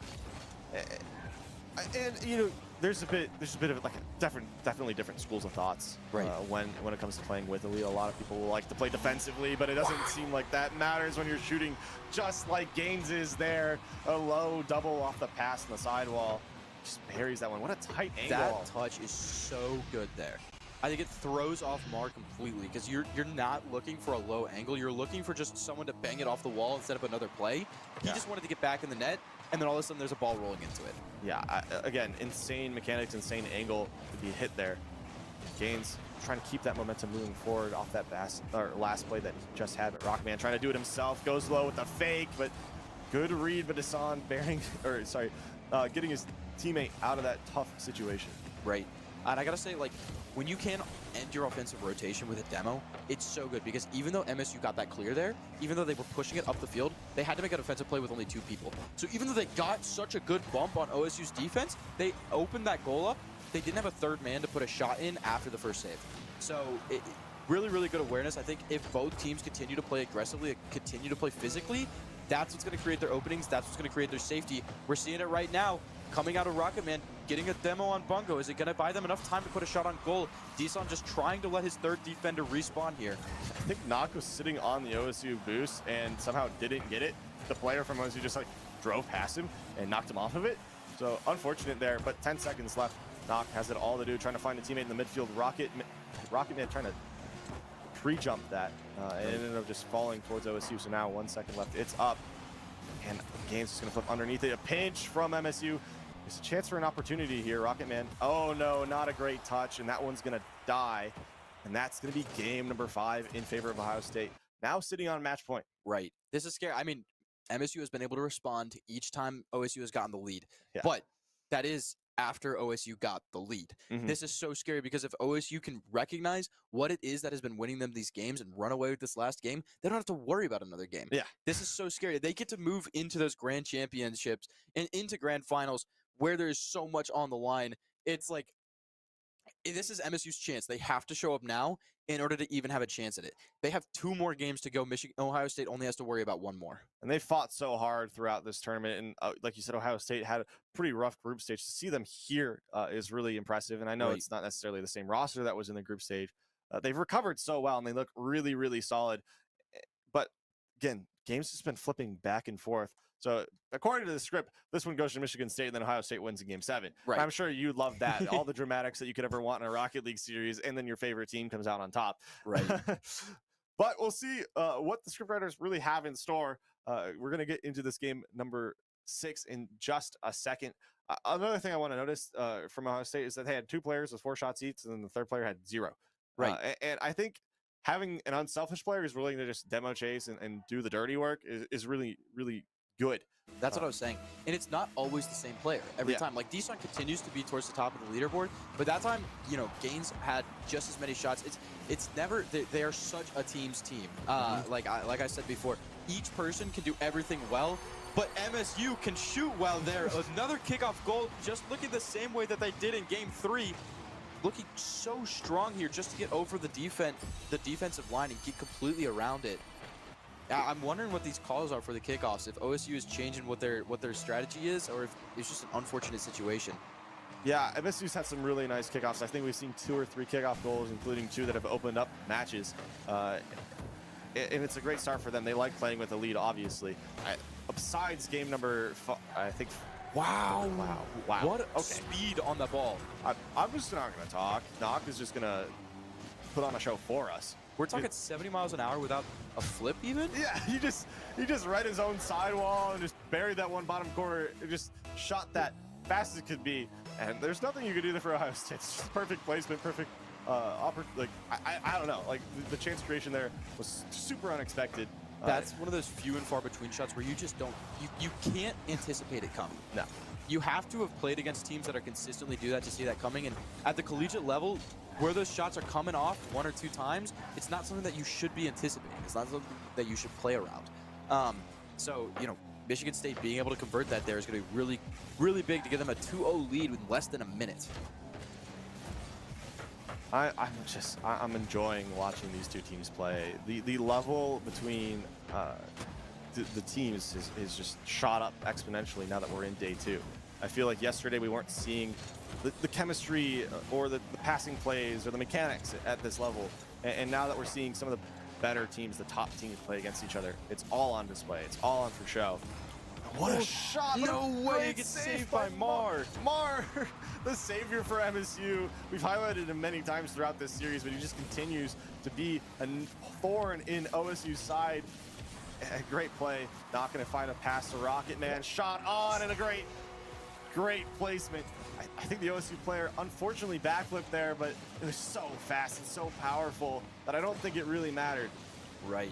I mean, a 3-0 lead is terrifying here. How do you respond to this? I mean, they were at what 3-0 in game 4, and they were able to respond with 6 goals of their own. So fantastic display here from Michigan State. We just got a bit of an update from you from the other side of bracket.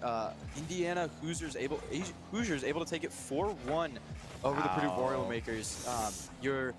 It seems like whoever wins here now gets to go up against Indiana IU at the finals. A very, very strong team. So there's a lot on the line here for whoever puts it up. And Michigan State wants to at least keep their name in the hat as they're looking for more goals here to extend their lead. A bit of breaking news for me, so I'm gonna have to take a second to recover from that one. But just to highlight that IU squad, they're very, very talented. But I also think that both these teams on this side of the bracket are going to make that series very, very competitive. Right. They've looked fantastic, and I think we have no idea. The way this is going right now, we're going to see a Game 7. Right. Right. I mean, I can't anticipate OSU having like the tempo at this point, the momentum to bring something back here, but it's not impossible. They still have half the match left. In the first half, if MSU's able to score 3 in the first half, who says OSU can't score 3 in the second half? And you're entirely right, and that's the great thing about Rocket League is that's like, it's not objective based. You just need to score, and you can score in droves in seconds. I've seen games that were like 3-0 with less than a minute left and 4-3 for the other team. Right. So everybody's still in it, and we've seen Ohio State put on goal after goal after goal. I mean, we saw them score 6 in one game. And so obviously they can score 3.5 a game. That's how the math works, right? Exactly. if you do the it's just simple back and forth as long as it continues to go well for OSU here. But oh wow, Gaines is there to get the save. Gonna create an opening. Gonna try and see if they can start a passing play. Goes a little too steep on the angle there. Not able to get it back to Deson.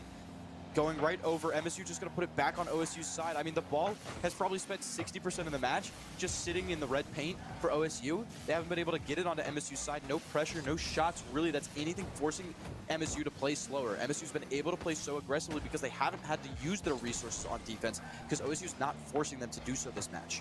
The other nice thing that MSU can do right now is just kind of slow it down, take some solo plays. They don't really have to force the issue on anything. They have such a big lead here. Now, we only have a minute left. It's going to force desperation out from OSU, and then you just wait for them to make a mistake and you capitalize off it. And you can score the goals if you want to, but you can also just waste time. Right. I mean, this is a thing where you can just keep 2 men on the back half and have 1 or 2 people just go at a time because you don't need to create openings. You don't need to create shots right now. You just need to keep your lead. Meanwhile, you need to see OSU throwing everybody downfield, and we're seeing that right now. All that presence from OSU, and they finally get one back. Bungo with a perfect shot in the top shelf. And 44 seconds left. It's still extremely doable here. A favorable kickoff would benefit them a lot. Right. I mean, MSU got a 4-second kickoff goal. If OSU gets a 4-second kickoff goal here, it could be really, really huge. I just think MSU is playing so coordinated, so well on these as they're going to get possession off the kickoff anyway.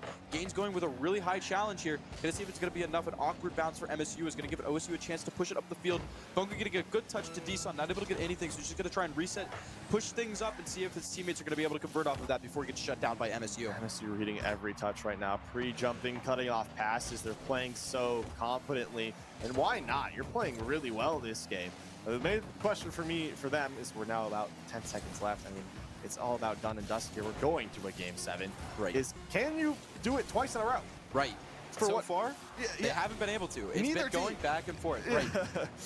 If any team here can just keep this momentum going, the one thing that I'm seeing is most of those goals came in the first half. Second half of the game, OSU didn't let them score a single time, and they scored in that second half. If they're riding that momentum into game 7 and they start strong, we could see, like we've been seeing, this flip back and forth. We could see OSU run away with game 7. Well, we'll have to find out. Again, the scriptwriters doing their jobs. They're bringing it to this game 7. If we really wanted to have peak Rocket League, they'd give us a game 7 overtime. And I'm not going to say that this is going to happen, but if it does happen, we'll pretend that I didn't leak it. All right. Right. This has just been a great series overall. I think it's crazy that it's been back and forth, and I think again it's part of just Michigan State's adaptivity and Ohio State's commitment to their game plan.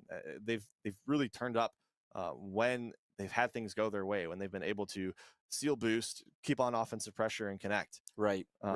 But when Michigan State figures it out, it gets really tough. Right. And this is the do or die game. It's game 7. Both teams have been showing up throughout this entire series. It's just, one team is more consistent than the other. One team might be playing a little sloppier than the other. It all comes down to literally this game for a chance to get first place. Yeah. Whoever drops out here is going to be out at 3rd place, which again, like you're saying, at this point in the bracket, you are seeing high-level gameplay. Semis is where you are seeing some really solid teams. So even on the other end of the bracket, if you're getting eliminated, commendable work to both teams over there. Commendable works to 2 teams here as MSU looks to try and start games off like they have in the past with a kickoff goal. Not able to convert it, though. Giving OSU a chance. He's only got to get over 1 man here. Is he going to be able to do it? Tries to get the dunk here. Not able to find it on goal and not having a teammate there to back up that converts a shot. We've talked about Michigan State kickoffs a lot, but I don't think we've gone in detail. For whatever reason, they just seem to have OSU's number every single time. They just have the perfect play. They've been able to create chances right away, and they don't convert this game, but we've seen 2 or 3 times in previous games where off the opening kickoff, they just score and have a lead right away. Right. And it's really good for Ohio State to not concede that. And it's been hard for them to come back from being behind. I will say in all but one game this series, the team that has scored the first goal was the team that won. So if that continues to happen this series, we could see that this first goal creates so much momentum for whatever team is able to put it in. So OSU is doing all they can to shut down the goal as right now, not necessarily playing super offensively, just playing really tight defense. As Bungo looks for a shot here that's saved by Mark. And MSU is going to get a chance to score, trying to see if they can get over Deson. Deson able to put the ball in an awkward position. Stuck in the corner now. Are they going to have the manual aggression here? Yeah. Not too much. I a little sketchy. There were like like, 3 cars on top of each other. I just froze. I genuinely couldn't process what was happening. That was so tense. I can't imagine how the players are feeling right now. Everybody's going to be shaky here. This is where it has to happen. Knock just off the top post. He's going to try and set up Rocket Man, but Deson's able to set up for a save in time. Is Mars going to have enough tempo, enough speed to get it up to Knock, who has plenty of boost to make a shot there. Not able to get anything, though. They're going to have to slow things down on defense, trying to conserve the resources here as much as possible. Mars going to take it up the field with no boost. Yeah, what you're going to see is these teams are going to be playing to lose. Or not to lose. Sorry, not playing to lose. That would be totally counterproductive. So you're not going to see as many risks. And hands are going to be shaking, and everybody's going to be super nervous. So it's got to be the team that keeps your nerve, that keeps your confidence. And that right there is getting a little too overconfident for Michigan State as they all went upfield off that half clear from Rocket Man and a free goal for Desan to open this one up in Game 7. Right. I mean, that's the most important thing you're talking about. Where your nose is pointed is so important in Rocket League to even turn just marginally upfield. Your third man rotating upfield when you haven't gotten a full clear yet is such a risky play there from MSU. Too much risk reward. We're talking about the risk reward, but speaking of the risk of the reward, OSU pushing up a little too far to let this long shot, literally full course goal, just whiffed there by Bungo, not able to get up in time. I was talking about nerves, and that's what that seems to be like right there. Bungo's been great all series long, and goals like that have not gone in. It's a bit of an anomaly, and he's just got to go next, right? Right. You can't let that keep you down. You got to put everything into this game. Gaines getting a good early demo, shutting off any boost advantage that they would have had there. They're trying to see if they can set something up. Bungo might try and see if we can get something over to Deson. Deson just going to look like he's going to try and set up a pass now. Is Gaines going to be there? Does he have the angle? He does! He gets past MSU's defenders. I mean, great work there. You saw Deson goes up. Bungo goes up. Deson goes up. Gaines, the first man in this offensive attack, is able to be the third one touching it there to shoot it in. Great angle. And that was so steep there. That is not a shot that you see people consistently making. Gaines has been a sniper. I mean, he hit that double touch that was like barely off the back wall, and now he hits that shot, and he's going to get another for OSU. Oh my gosh, 2 back-to-back to Gaines. He just absolutely dunks on MSU. Sends him back to the weight room, reading that one all the way, and that's going to be goal number 3. That's a 2-goal lead here. Right, another pass from Bungo. I got to say, the manual aggression is something that is really showing out when you know Gaines is comfortable when he's getting demos. And he has been getting them consistently this game, which is letting him feel so good on offense. He knows where his car is going to be. He feels great with the wheel right now. He's looking good, and he has been able to convert 2 pivotal goals for OSU to create a 3-1 lead with less than half the game left on the board. Deeson's going to look and see if he can get there faster than Rocket Man, and he does! Just not fast enough already. Deeson off of a great pass from Bungo. I think Bungo, does Bungo not have playmaker here? I mean, he probably does. I can't tell, but he's just been everywhere. He's been such a great facilitator to this game. He's slid into that role, and great play from Ohio State. And it's been a total breakdown for Michigan State in terms of rotation off those last 2 goals. And it's probably just because they feel like they have to throw people forward. Game 7, you're down multiple goals. They can't play the way they want to. And it's, again, one of those cases of just having that lead. And what a shot! Just off the a little crossbar. high. Bit It's of an gonna give awkward Gaines a touch. potentially chance. Great angle, but Rocket Man there with a fantastic awareness to look for the save. Getting over OSU's defenders, Rocket Man and Marsh setting something up. They're now down 2 goals. You can hear them. They're loud. They're ready to go. They want this game, and they are not giving up.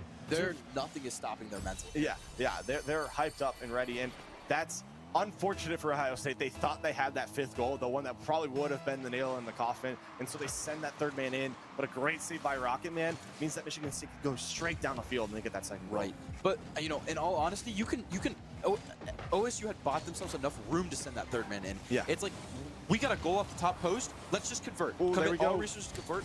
Because now they're only down 2. I was gonna say that, yeah. but they're down 1 now. MSU gets another shot here, tightening up the lead. Unfortunate bump. Knock with a great angle to just position that bottom 90, get right past Gaines, just not fast enough to be there. Mar found a perfect pass and Knock found a perfect shot, and it was everything they needed. Right. And now they're only down 1. It's just over a minute left. And it's really tense. Looking like game 3 again. Yeah, it really is, and it's everything you want from a Game 7. I was getting a little bit worried when it was a 4-1 lead, but at Michigan State, just nothing could stop their mental. We talked about it already. The energy is so high from them, and they have full confidence in themselves. And Mar is being a menace downfield. A shot on 3rd man comes in, and Knock ties up the game. It's 4-4 with 50 seconds left. I could hear it sounds like the entire esports department is right there. They're still cheering right now. Yeah. to be very clear about what we're hearing right now in the department, you know, OSU might be the home team, but they are not sounding as loud as raucous for their team right now. It's going to be really, really difficult to see what they could do. Is MSU going to be able to steal the lead? They are with the dunk. Knock takes the lead.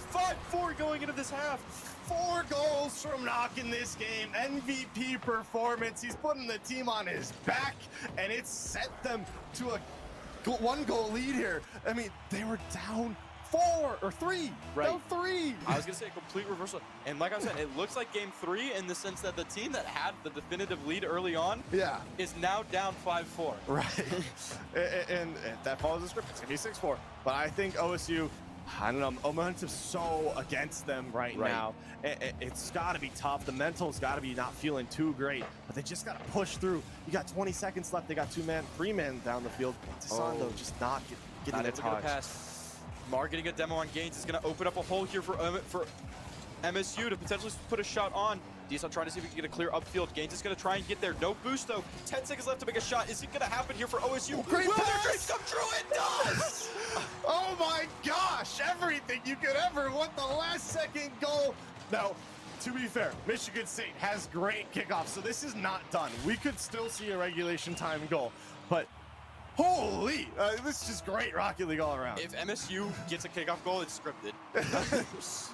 Oh, the play's there, but a great challenge by Deeson, Desan. great challenge. And that one's probably going to drop here. Oh, it's still up. OSU keeping up. Threatening chance. Rocketman keeping it up.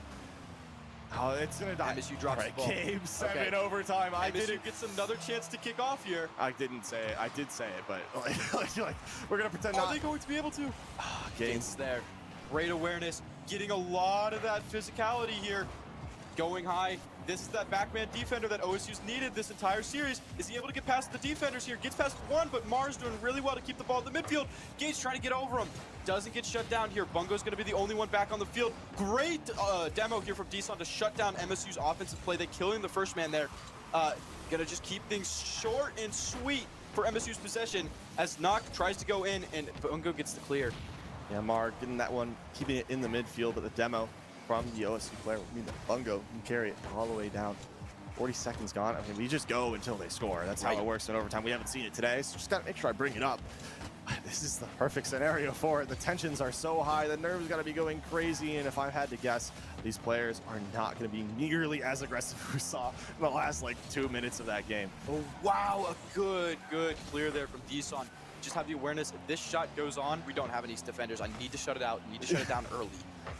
Fantastic challenge, just have the person there, although MSU's going to fire it right into OSU's corner. Is Deeson going to be able to push it away far enough? He is not. Knock gets the chance to reset here. Gets over one man there. Have the backboard defender, though. Potentially give OSU enough momentum to get here. Just bang it high. Is it going to give them a good enough angle to dunk it? It's really awkward. He just drops it to his team. Unforced error, unfortunate there, but that means Michigan State's gonna take it. Rocket Man puts that one away.